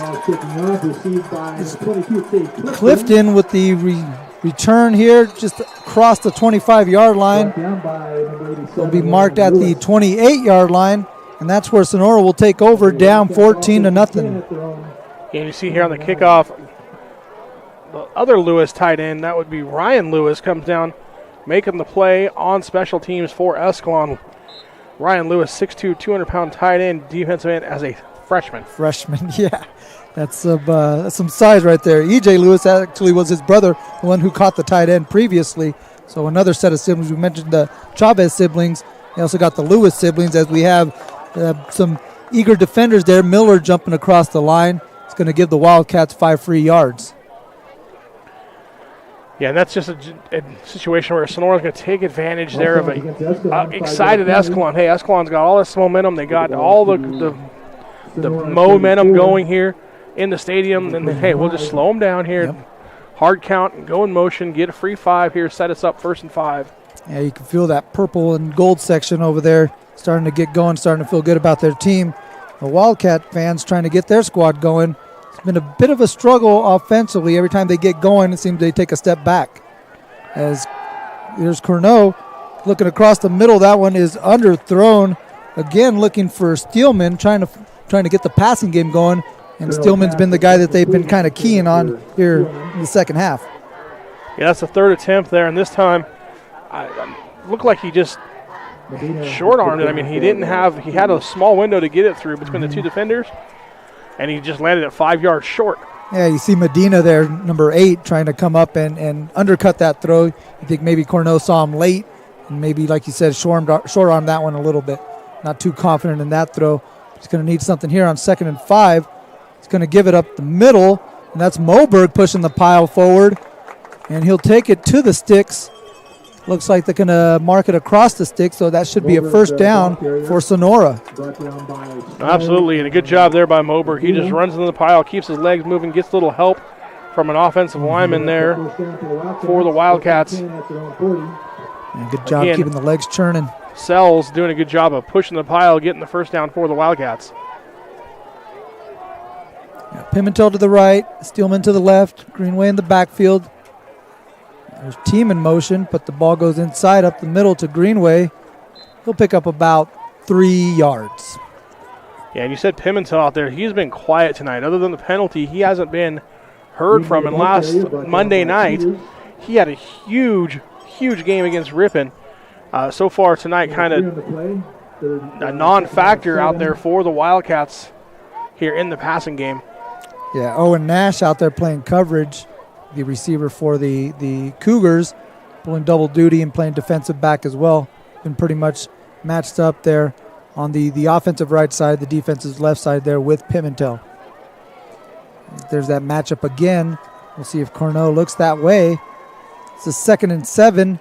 Instead, he's going to give it to Clifton, who's met in the backfield. A great defensive play by Escalon. That's going to be a tackle for a loss. And that'll bring up 3rd down. Yeah, great job there by Peters. He fills and does not take the bait on that motion. Just comes up and blows the play up from his linebacker position for Escalon. Riker Peters, 5'11 junior, coming up, like he said, filling that hole, making the play. It's going to bring up a long 3rd down here for the Wildcats, a 3rd and 9 from their 43-yard line. Big play in the game here. They need to get something going as Corneau will drop back, looks over the middle, has Pimentel, but he can't bring it in. That's incomplete. That's going to bring up 4th down. Yeah, another great job of coverage there by Nash on Pimentel. As you see here, Corneau has time, makes a decent throw right across the middle, put it in a safe spot where it's either going to be complete or knocked away. And unfortunately for Sonora, Nash is just there to make the play. Yeah, fantastic coverage there by Nash, who's back to return the punt, him and Logan Anderson. We're back there as the kick is up, nearly blocked. It's going to be Nash with the return. He makes one defender miss and brought down inside the 35-yard line at about the 33 is where the Cougars will take over.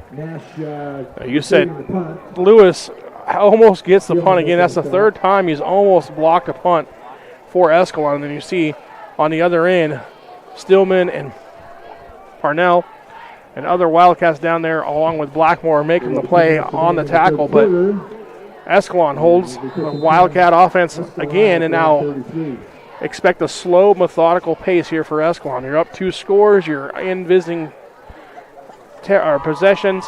You just limit the number of opportunities the offense has to try and come back and take the lead on you.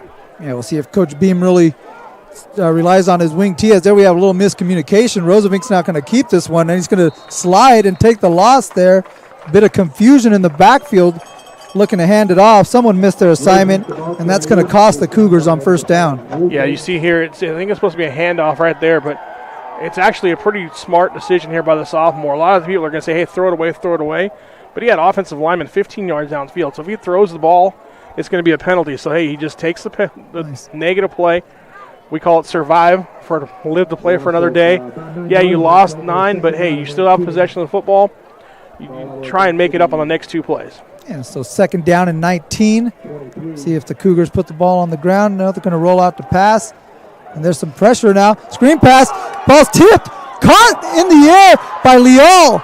Nearly intercepted. And it's J.P. Leal coming out of that pile with the football and turning it into a positive gain for Escalon. Wow, this is something you don't see all the time. See the screen pass? Pretty well set up except for the one guy. That's Alderman who didn't take the bait. He tips it up in the air, and sometimes it's just your night. It just falls right into your running back's hands. He gets positive yards. Now it's 3rd and 14. Yeah, it might be your night or it might not be your night. It seems like it's kind of been Sonora's kind of night right there, where we thought we had an interception. Instead, they're picking up positive yards going the other way. Here's 3rd down and 15. So we're going to need a big play here as Rosevink drops back, looks to his left. He's got Anderson, and he makes the catch across midfield, and he gets past the defender. He's getting inside the 20, one man to beat. Can't beat him, but he'll have a first down at the 14-yard line for Escalon. But hold on, it's going to be a holding call against Escalon. We do have a flag huge on the break play, here, yes. as you see. Nevertheless, a great play there by the Cougars coming down the sideline by Anderson. All for naught, though, as it's a holding flag back there in the backfield, so it's going to set up a 3rd and about 30 for the Cougars. And you see number 70 there, Gio Chavez. He had an inkling there that one was coming back. He was the only guy hanging out at about the 20-yard line when everyone else was down across the other end of the field. So a costly penalty there for Escalon, who thought they would be, again, pounding on the doorstep. Would have had a possession there at the 14-yard line with another chance to score. Instead, it's going to bring up 3rd and about 22. Or they're marking it back further, so it might be the 3rd and 30 that we have up here. Get confirmation on that. Yeah, it's going to be about 3rd and 31 if we're going to get technical, but close enough, 30, 31. Either way, regardless, it's a long ways, right? 3rd and a long ways. Here's Rosevink from the gun, looking to his left. There's Nash, double covered. Jump ball is intercepted. Interception by Sonora. Number 27, Nick Garcia, comes down with the INT. No, absolutely. And that time it was double coverage on the outside, and they just threw it down the sideline. And it's one of those things where, hey, my guy's going to get it or it's intercepted. Sometimes you say this is as good as a punt. I don't buy into that because you're going to give momentum away to the team, the defensive side. But at the same time, hey, Sonora comes up with a big play thanks to a penalty. So we've talked about penalties in the first half going against Sonora. This time the penalty went against Escalon, killed the big play that they had, and now a turnover with the Cats having the ball in Cougar field possession here. Huge break for Sonora. Now they have to capitalize on this drive. Yeah, big momentum shift. The Wildcat fans are feeling it. The Golden Regiment's feeling it. Let's see if they can feel it out there on the field. It's Corneau again out here giving the ball inside. No, he's going to keep it now. Here's the pitch out to Garcia on the left side. Medina comes down and makes a great play at the 46-yard line. Yeah, and there you see, Corneau just, for everything he does positive for the Wildcats, he kind of struggles sometimes on these pitches, and you see there it's just a two-handed pitch to, hey, getting it out to the wing back, and then unfortunately he's still down, Garcia. So they'll take a look at Garcia, and we'll take a break as they do that. We'll be back with more football here on NorCal Sports TV. Embers, wood-fired food.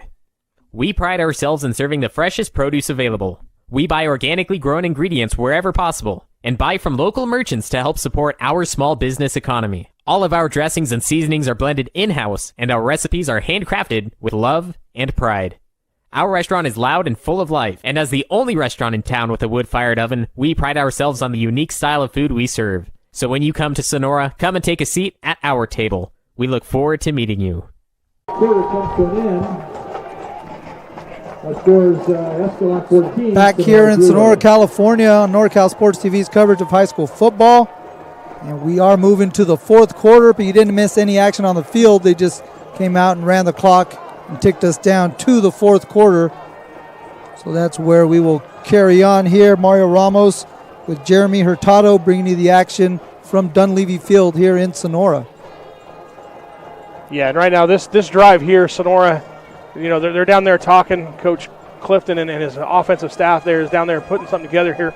But this is a must-score possession here for the Wildcats. You're down 2 scores going to the fourth quarter.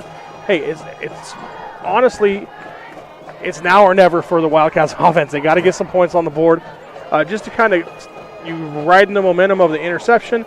Got to kind of get some of that momentum back to your side for the fourth quarter. Yeah, this crowd has been yearning for something to cheer for. We'll see if the Wildcats could give that to them.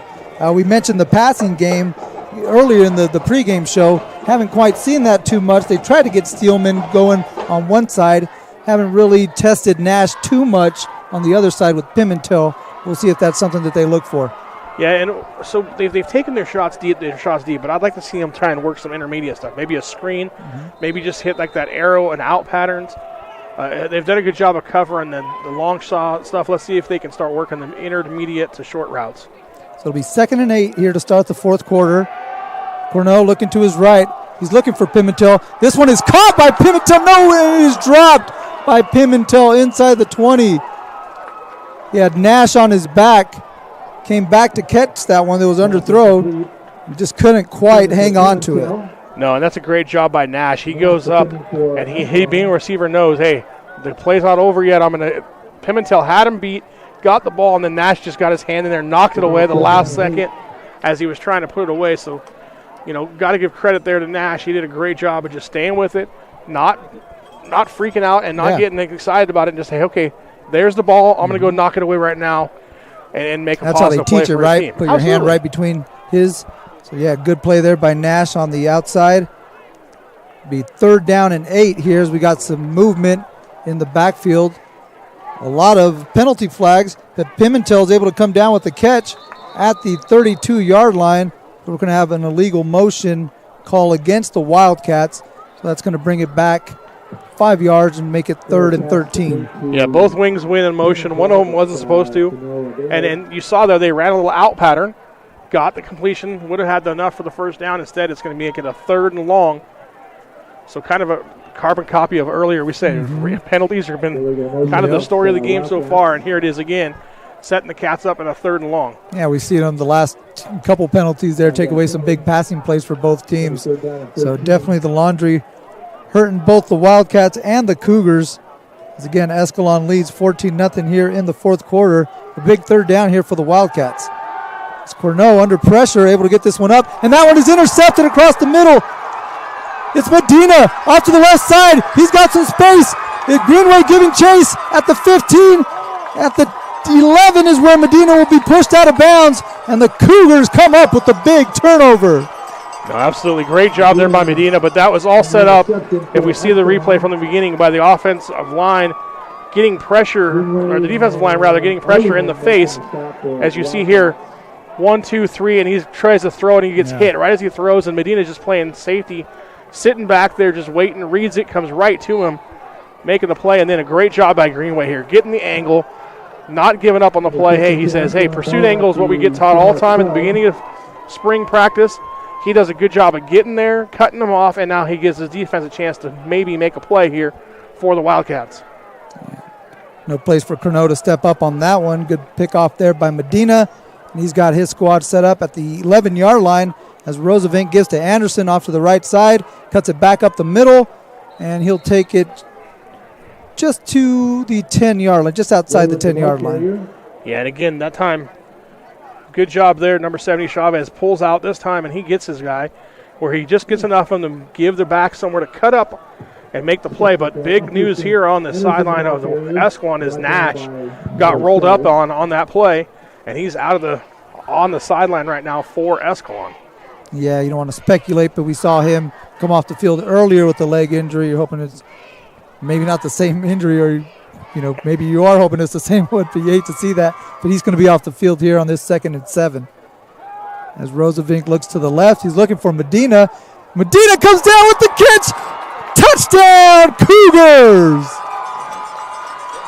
A great catch there by Medina. Tyler Medina got the INT on the defensive side, cashes it in with a touchdown on the other end for Escalon. Yeah, Baker there on the coverage for Sonora. He does a great job of getting in position, and he just gets out-jumped by Medina.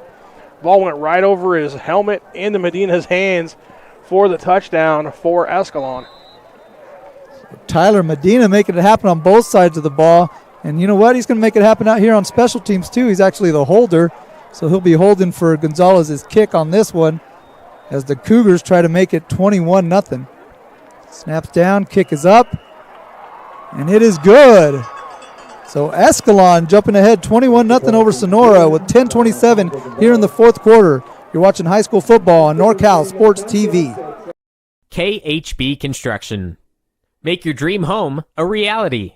Enjoy the excitement and luxury of the home transformation you have always wanted. At KHB Construction, we are committed to clear communication and unmatched craftsmanship guaranteed to give you the best renovation experience there is. You dream and we build it. Visit kitchenhomeandbath.com today to start your very own design-inspired creation at KHB Construction. Scott's Distributing and Vending Service. For more than 23 years, Scott's Distributing and Vending Service has been locally owned and operated, run by folks who have a vested interest in the success and prosperity of our local economy. Learn more about our full-line vending machine services, office coffee service, and janitorial supplies by visiting scottsdistributing.net. That's scottsdistributing.net, or by calling 209-736-0963. Welcome back to NorCal Sports TV and Flappy's Pizza kickoff here as the Escalon Cougars will kick off to the Sonora Wildcats. As Clifton will receive it at the 7-yard line. Takes it across past the 30-yard line and to the 32, where the Wildcats will take over, and they're going to have to try to get some points up on the board and do it in a hurry.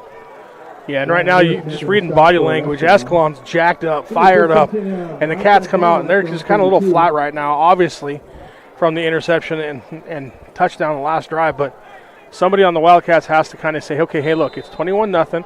There's still 10:21 left to go. There's plenty of time for us to come back and make this a football game. But we got to start right now on this drive, and so we'll see what happens here for Sonora. So from the 32, Bradley Corneau getting the snap, gives off to Aaron Greenway. Greenway takes to the 36. That'll bring up 2nd and 6 for the Wildcats. Greenway, the ball carrier, brought down by Peters and Lewis. If you're Coach Craig and Coach Clifton out there calling plays for the Wildcats, do you kind of maybe step outside of the game plan, step outside your comfort zone with the score being what it is? Man, I think you have to kind of speed things up a little bit. You need 3 scores. So, but I don't know that you do anything specifically different than what you do. I mean, you got to kind of dance with what you've got at this point. And you see, nice job there by Corneau taking it off the left side. And he gets out of bounds, so it's going to start the clock for a moment for the Wildcats. But, yeah, I mean, I'd expect to see maybe a little quicker short pass game because they've been throwing everything deep. Everything's been the home run ball. Yeah. Okay, let's see some, like I asked last drive, let's see some outs, some intermediate routes, some arrows, maybe even a screen, something like that to kind of help give Corneau obviously some confidence, but also just shorter routes, quicker time out of his hand. Wildcats set up at the 50-yard line with the fresh set of downs here. Corneau with the give up the middle, and that is number 5, Woolridge. Not much doing on that carry, pick up of a couple. Clock becoming a factor here as we have 9:25 left to play in this game. Yeah, and Woolridge coming in and getting it because earlier on the kickoff return, number 26, the backup fullback for the Cats, Cooper Moberg, took a big shot there, and so he's on the sideline getting looked at for Sonora. There's E.J. Lewis bringing down Corneau in the backfield. A couple of plays there in a row by E.J. Lewis, making things happen from his defensive end position. Yeah, and remember, he's a freshman, folks. Well, he's the senior. He's the senior brother, so he's showing his freshman brother kind of how it's done out here. You're right. I'm sorry. 87-34. Here's Corneau now looking to his left. There's Steelman, so pass complete, and able to break the tackle, get it up past the first down marker, or maybe right at the first down marker, depending on where they spot this. We'll see if that's a first down. You see Stillman here able to fight off the initial tackle out on the corner. Absolutely, and Zach's a big receiver. They list him at 5'11", 190, and I know he's got strong legs. He's a multi-sport athlete, so he gets the ball in his hands, and he can just drive. Nice job there picking up the first down for the Wildcats. Yeah, they do give him a fresh set of downs here as the passing game now looks to open up. There's a jump ball for Pimentel. Tips it, catches it inside the 20. Good job there by Chance Pimentel to come down with that one. No, absolutely. Pimentel doing a good job of getting his first catch of the afternoon. Working on Gutierrez there on the outside. So right now, Cats taking advantage of Nash being on the sideline, going after his replacement. So the Wildcats are going with a little tempo here, moving quickly. Greenway's got to see him up the middle, and he is brought down just inside the 10-yard line. Yeah, and they're on the ball quick going again, so nice job. I like the picking up the tempo here by the Wildcats. There's Ryan Lewis getting up the backfield, maybe up a little too far there. Gave a seam there inside the Greenway. No seam that time as the stout defense from the Cougars in there, able to slow down the Wildcats, but it's good enough for a Sonora first down. Absolutely. This time you see nice job there by Greenway. He just trying to get a little crease, and he gets the first down for Sonora. So on first and goal, here's the pass out on the flat. Clifton's got it, shaking it up to the goal line, spins, gets it in, touchdown Wildcats! Yeah, great job there by Clifton. Run the arrow route. A nice quick pass there by Corneau, hitting him and then letting his athlete make a play there in space. And a great effort by Clifton to get away and stop, spin inside, and get into the end zone for the Wildcat touchdown. Yeah, we've seen that a couple of times here on this drive where the Sonora receivers able to break the initial tackle, stretch it out to get a couple extra yards. This one's good for 6, and Sonora trying to make a game of it here in the fourth quarter. No, that was absolutely what they needed. Still 7:30 left to go. And the kick from Blackmore is up, and that one is good. So 21-7 here. The Wildcats showing some fight with 7:31. We'll see if they can make it a game. You're watching high school football on NorCal Sports TV. Downtown Sonora is about to get flappified. This weekend is the grand opening of Flappy's Pizza Co. on Washington Street. Flappy's is a pizzeria serving New York-style pizza with a unique twist, offering toppings like chili cheese tater tot, Mexican street corn, and even chicken and waffles. With a menu that also includes burgers, sandwiches, some amazing entrees, and a full bar, there is definitely something for everyone. There's even a walk-up window where you can buy pizza by the slice for quick and easy lunches. Stop by Flappy's this weekend for grand opening specials and prizes and see what all the flapping is about. Benton Roberson CPAs provides personalized tax, accounting, and financial guidance to individuals and businesses throughout Tuolumne and Stanislaus counties. Our team believes in partnering with you and your team to build lasting relationships that help you achieve your financial goals. Give us a call today and experience the Benton Roberson difference. We look forward to hearing from you. Check us out online at br-cpa.net.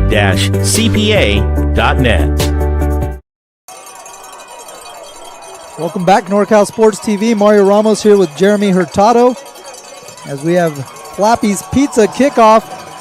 Again, Flappy's Pizza has their grand opening tomorrow in downtown Sonora. So it'll be a great place to go after a Sonora football game. Here at this Sonora football game, there's some life in the stadium as Blackmore kicks it off, coming off Sonora's first touchdown.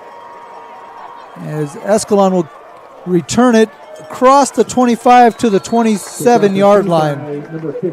No, absolutely great job there by Sonora get down there and covering the kick, and we kind of thought about it here at half or during the break. Hey, do you onside kick here or not? But I like the decision to kick it deep. You played pretty well on defense here in the second half. The only Escalon scored twice, but overall your defense played pretty well. Give them a chance to pin them down here deep. Who knows? Maybe you get another turnover. You can make another big positive momentum play. So right now you're relying on your defense to make a play. Let's see if the Cats can come up with one. Yeah, maybe put a little pressure on the sophomore quarterback so he could handle it here. Here's Rosavink giving it to Anderson. Anderson is brought down at the 30-yard line. Good tackle there by number 8, Kenny Scott. Anderson, the ball carrier. Nice tackle by number 8, Kenny Scott. Yeah, you see that again. This is that little counter. They fake the handoff to the fullback, come back to the wingback underneath, and that time Scott able to make the play for a short gain. Second down and 6, under 7 to play.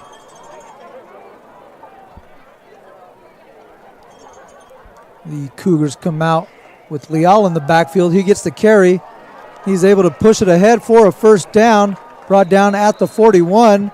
But that'll keep the clock moving and keep the ball in the hands of the Escalon Cougars. Lyle, the ball carrier, brought down by good job here. Again, Chavez pulls. He kicks out. And then Anderson goes underneath. Leal just follows his blockers. Pretty good job there up front by the Escalon Cougars, making a hole there in the defensive line, giving the Cougars a first down. Yeah, as an offensive line coach, that's got to be, something that you like to see, right? Well, that's why I got to give the love a little bit every now and then to the big guys doing their job up front, okay? Nice, yeah. Well deserved on that one. Here's a first down and 10. Rosavink again gives inside. This time it's Peters. Peters off to the right side. There's Greenway and a bunch of other Wildcats coming up to make the tackle. Peters, the ball carrier, brought down by Greenway. A solid pickup there on first down for the Cougars. Yeah, and that's what you really can't have here, Sonora. That was a big pickup on first down. You're really looking to try and hold them to under 2, under 3, 2-3 section there, trying to set up that drive to stop them. Yeah. Now second and 4 is really plays into Escalon's favor. See what they come up with here. They got 2 in the backfield. And the give is to Anderson off that counter play, and he's able to push his way across the first down marker to the 47-yard line, and that'll keep the clock running here with 5:20 or 5:23 as they stop it momentarily to move the chains. No, absolutely. Again, it's just that counter play. We've seen it time and time again here for Escalon. And the problem with that is it's just Escalon's going to run that, right? And then your Sonora's going to get all pinned up trying to, I've got to stop that run. And then they're going to fake that and hit that tight end coming across the field on that waggle. It's going to be wide open here at some point. So defenders for Sonora got to stay at attention and stay on your guys here. Here's another give to Leal. He'll take it off to the right. And he's met out there by Greenway, pushes him out of bounds. Like the coaches on the sideline, we're hoping to keep it inbounds.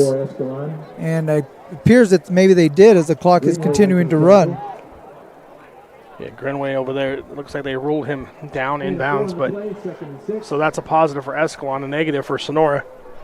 And again, a big 4-yard pickup there for Escalon on the first down.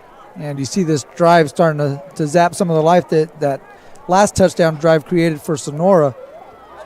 Good drive here thus far from the Cougars, looking to milk the clock as Anderson gets it off to the left side. He's got some space, trying to get past Team, and good job there by Jack Team to shove him out of bounds.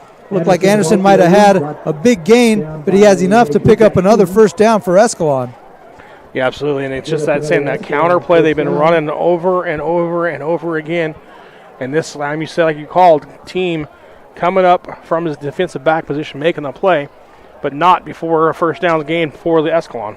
Yeah, we usually see Anderson kind of going left to right. This time he kind of went right to left across the formation. So a little wrinkle there from the Cougars, but keeping it in the hands of their playmakers. Yeah, and all they're doing there is they're running to the wide side of the field. So right now you see the wide side of the field is obviously away from us towards the Escalon sideline. Here's Rosavink. He'll give it to number 26, Miller. He barrels his way up the middle, picks up about 4 on the first down carry. So again, another positive play, putting themselves ahead of the sticks on second down. Yeah, and right now you just see the Escalon offensive line just getting on a guy on a guy, getting up to the second level. You see 73, 75 up there. They're looking for people to block. Okay, when your offensive linemen are on the second and third level looking for guys to block, that means your other offensive linemen are doing a great job of getting their blocks. So who knows how much, the factor of playing 2 games in 1 week may be taking its toll here in the fourth quarter like we talked about. Yeah. Or it could just be that, hey, Escalon's offensive line's pretty dang good. Yep. Okay, and so either way, Escalon's getting movement on that offensive front and getting first downs. Here's Peters again, up the gut.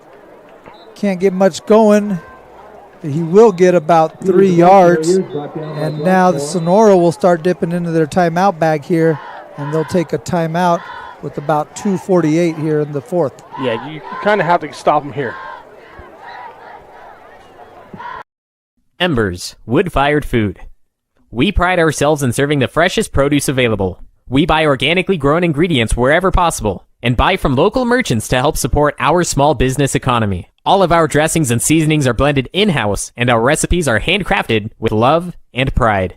Our restaurant is loud and full of life, and as the only restaurant in town with a wood-fired oven, we pride ourselves on the unique style of food we serve. So when you come to Sonora, come and take a seat at our table. We look forward to meeting you.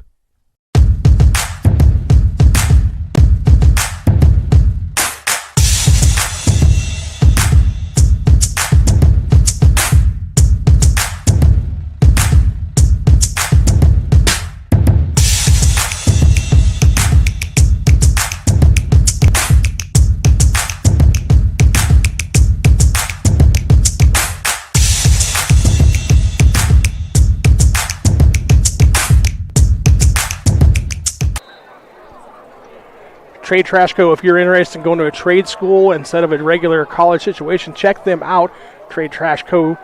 gives you all the information on all the trade schools in the area. Back here in fourth quarter action between Escalon and Sonora. The Cougars up 21-7.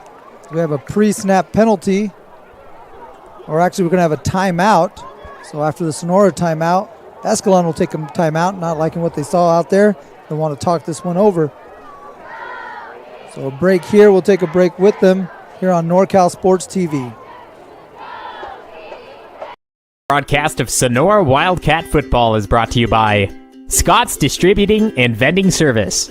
Contact us for full-line vending machine services, office coffee service, and janitorial supplies.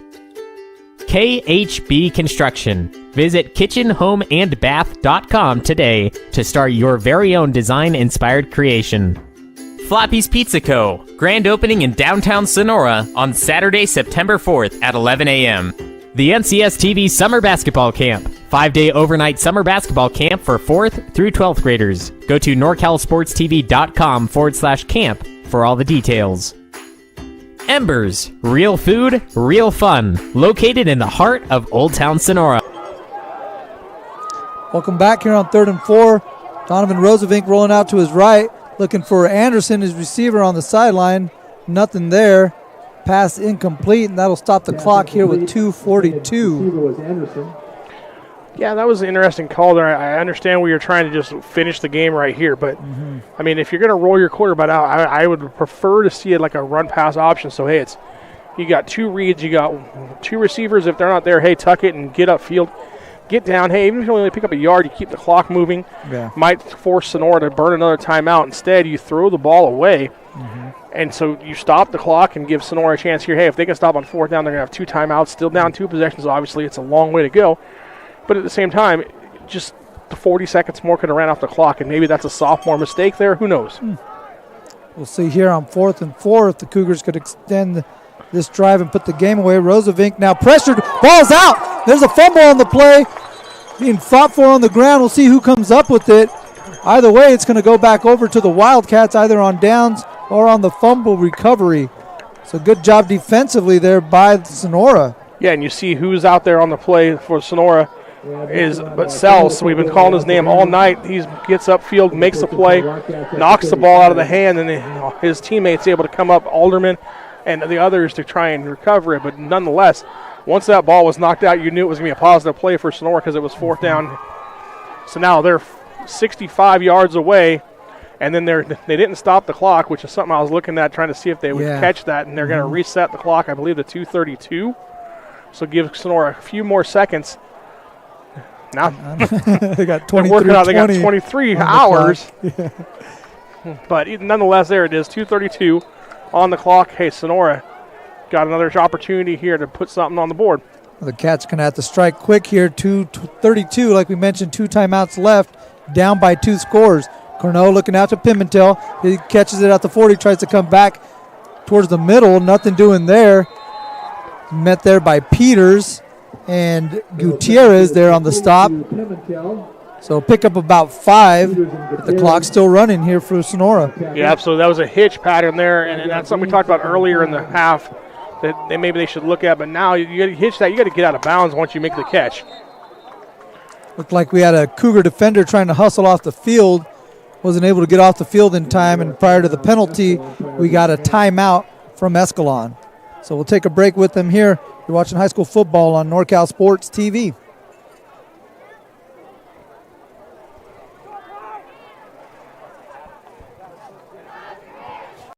Trade Trash Co. Coming soon for all your trade school information. Look for us on Facebook this fall. Benton Roberson CPAs, providing personalized tax, accounting, and financial guidance to individuals and businesses throughout Tuolumne and Stanislaus counties. Sonora Conference Center, 4 unique rooms available hourly or daily in the heart of downtown Sonora. Learn more at sonoraconferencecenter.com. Yep. 2nd and 5 here for Sonora at the 40-yard line, down by 2 scores, down 21-7 against Escalon with 2:06 left to play. Here's Corneau giving the ball inside to number 5. That is Woolridge. Picks up 5 on that one. Takes it to the 45 for a first down.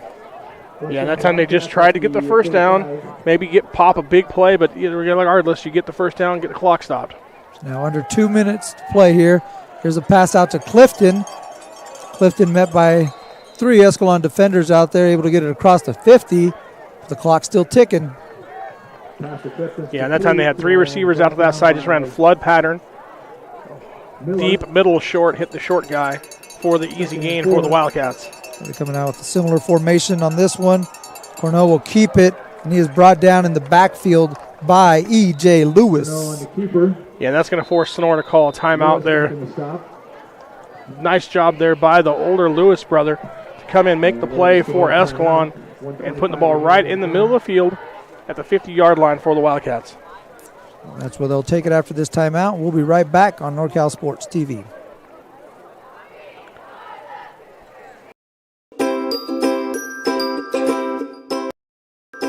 My favorite part was just competing and meeting new people. You know, I'm always with my team, like practicing in high school. So it was good to come out and meet new people and play against them and meet some college coaches. And the dribbling with the Sacramento Kings coach, that was really fun. Meeting new people. Making new friends. The games. I love playing games, yeah. Just to be able to practice on my moves. My favorite part of camp is meeting new people. I've made a lot of friends so far. It's a real great experience here. Bit too powerful. 1 second. Has another shot. Puts it up to end the game. Nails the 3. The crowd Here is goes Shiner wild. for 3. Yes, look at this. Everyone coming over to congratulate. Literally. Back here on 3rd and 5 as Corneau looks to his right. He's got Pimentel. Pass complete. Inside the 45-yard line, Pimentel doing a good job of staying up on that one, not falling down in bounds. So he's able to get out of bounds and stop the clock with 1:19. Yeah, great effort there to get out of bounds by Pimentel. And you say Sonora's run a lot of these short routes now, but that's because Escalon's playing a prevent defense. There's Greenway with some space up the middle. Finally brought down at the 20-yard line. So a nice run to pick up about 20 on that one as we have a flag after the play. So a little extracurriculars might end up moving the ball. It's going to move the ball one way or another. Yeah, and I think what they're going to call is they're going to call on Escalon on number 10.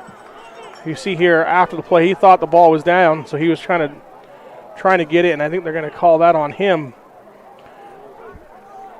As they do. So that's going to take it half the distance to the goal So sets Sonora up at about, I think, the 7-yard line after the penalty. I don't think they've moved it yet, so. Yeah, they haven't moved. That was where the play ended. Right, yeah. So I think they still have to move it. Yeah, I think they're working on that now. So Sonora. Yeah, first down. Automatic first down. First and 10 so it should be for the Wildcats. Okay, or not. I guess that's where it's going to be. So they will spot it at the 15-yard line there.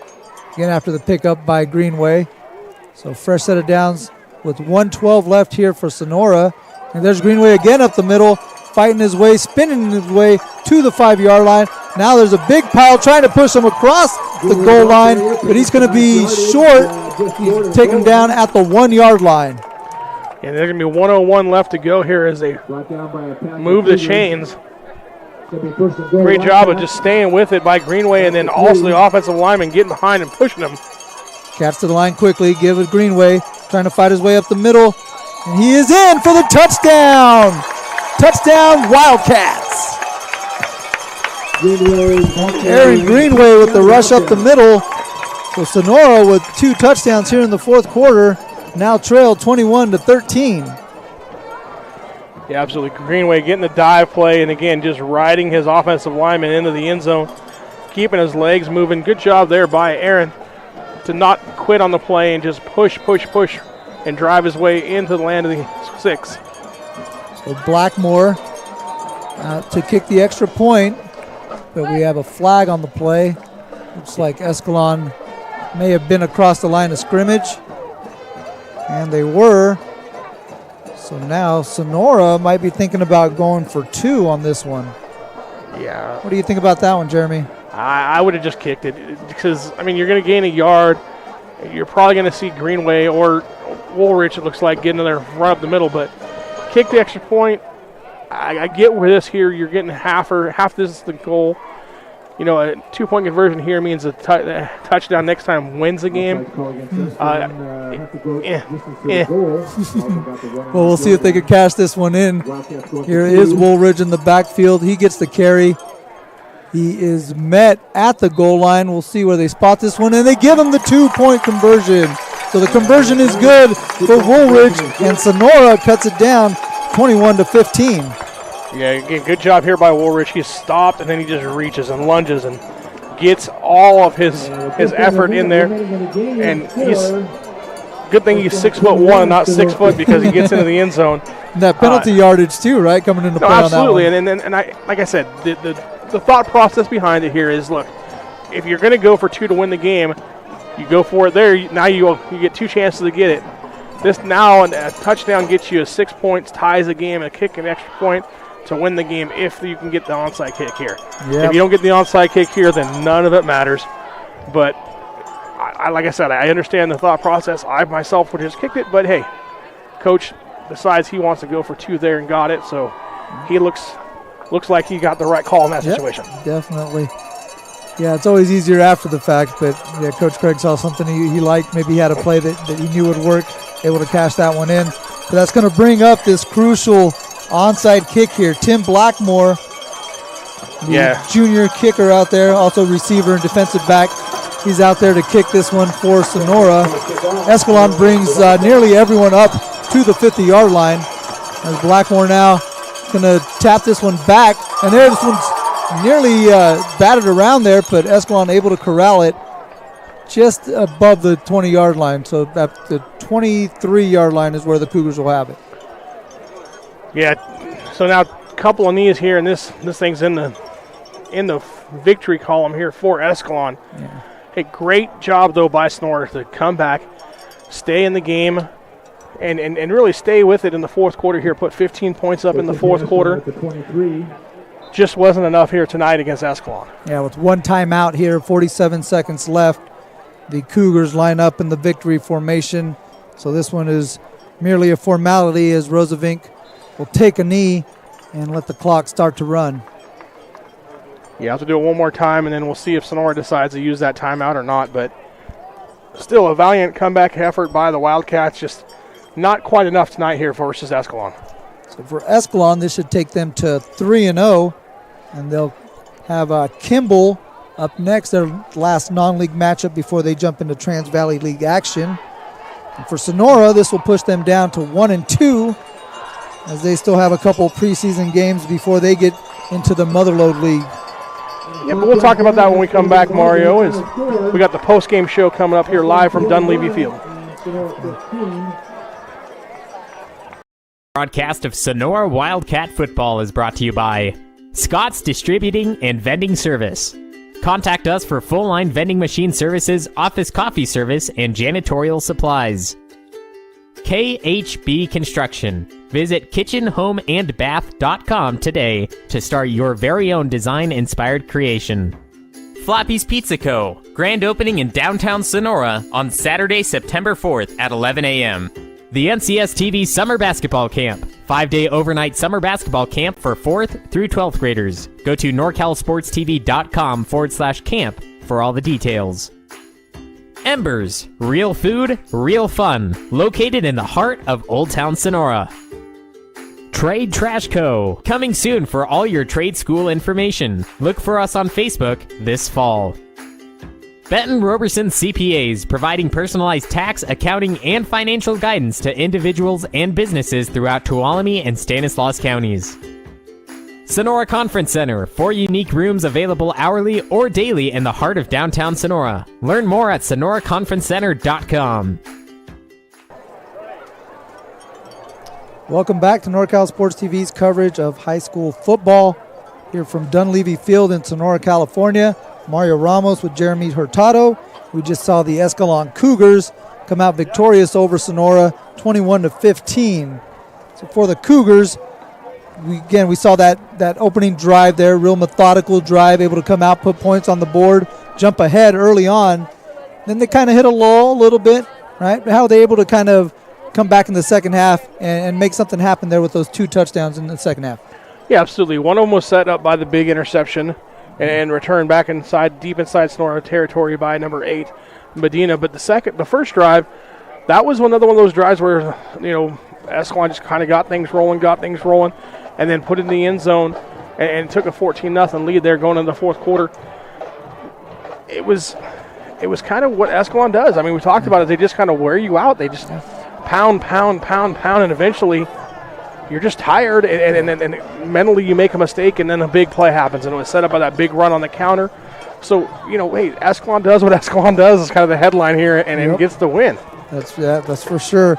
We saw them, E.J. Lewis with that big touchdown catch to kind of start the scoring for them in the second half. We saw him actually make some plays, too, defensively towards the end that kind of sealed the deal for them. Talking with Coach Beam, he's actually the only player who was a part of their state championship team a few years back. So now you kind of see some of that experience pay off out there on the field. No, absolutely, and there's no substitute for that. I mean, he's the leader of the team for a reason. He's been there, he's done it, he's seen it, and he's kind of leading. And if you look at this Escalon roster, the scary part for some of these guys is a lot of these players that are making plays are sophomores, freshmen, they're the juniors. There's not a lot of seniors that actually are like the big playmakers on the team. So the sky's the limit for Escalon. I mean, I watched them play a lot for week 1 against Linden, and I was really impressed with both teams, but especially Escalon and how they played. I kind of was setting up because I knew I was going to be doing this game tonight. And so I really was impressed with the way they did it. Now, on the flip side, Sonora had a great comeback. It just fell a little short tonight. And that's you're building positives. I know coach isn't going to be excited about a loss because we never are. But if you look at it, hey, we were down 21-0 going to the fourth quarter, came back and put 15 points on the board and put a scare into the team that we were playing. I mean, that's got to be not necessarily a positive, but something to build on for next week. Yeah, definitely. I think something that'll bode well for them when they get into Motherlode League action.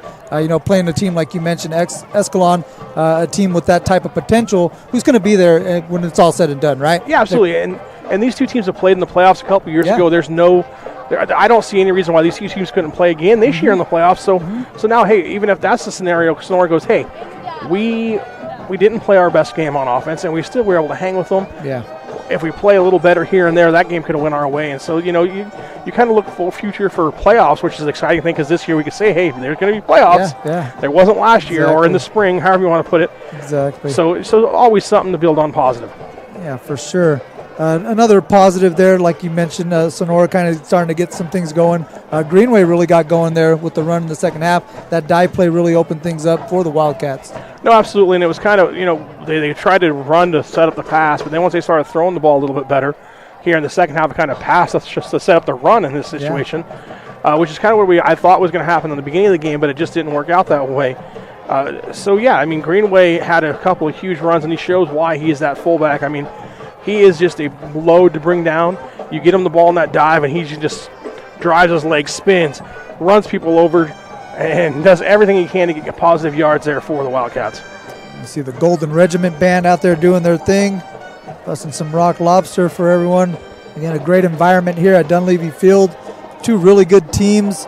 A hard-fought football game, a really defensive battle that kind of opened up there towards the end. We got to see some of those playmakers come out here and do their thing. Absolutely. We thought there was going to be points on the board, and it took a little while to get there, but eventually we got to see both offenses do their thing, so it was a treat to watch.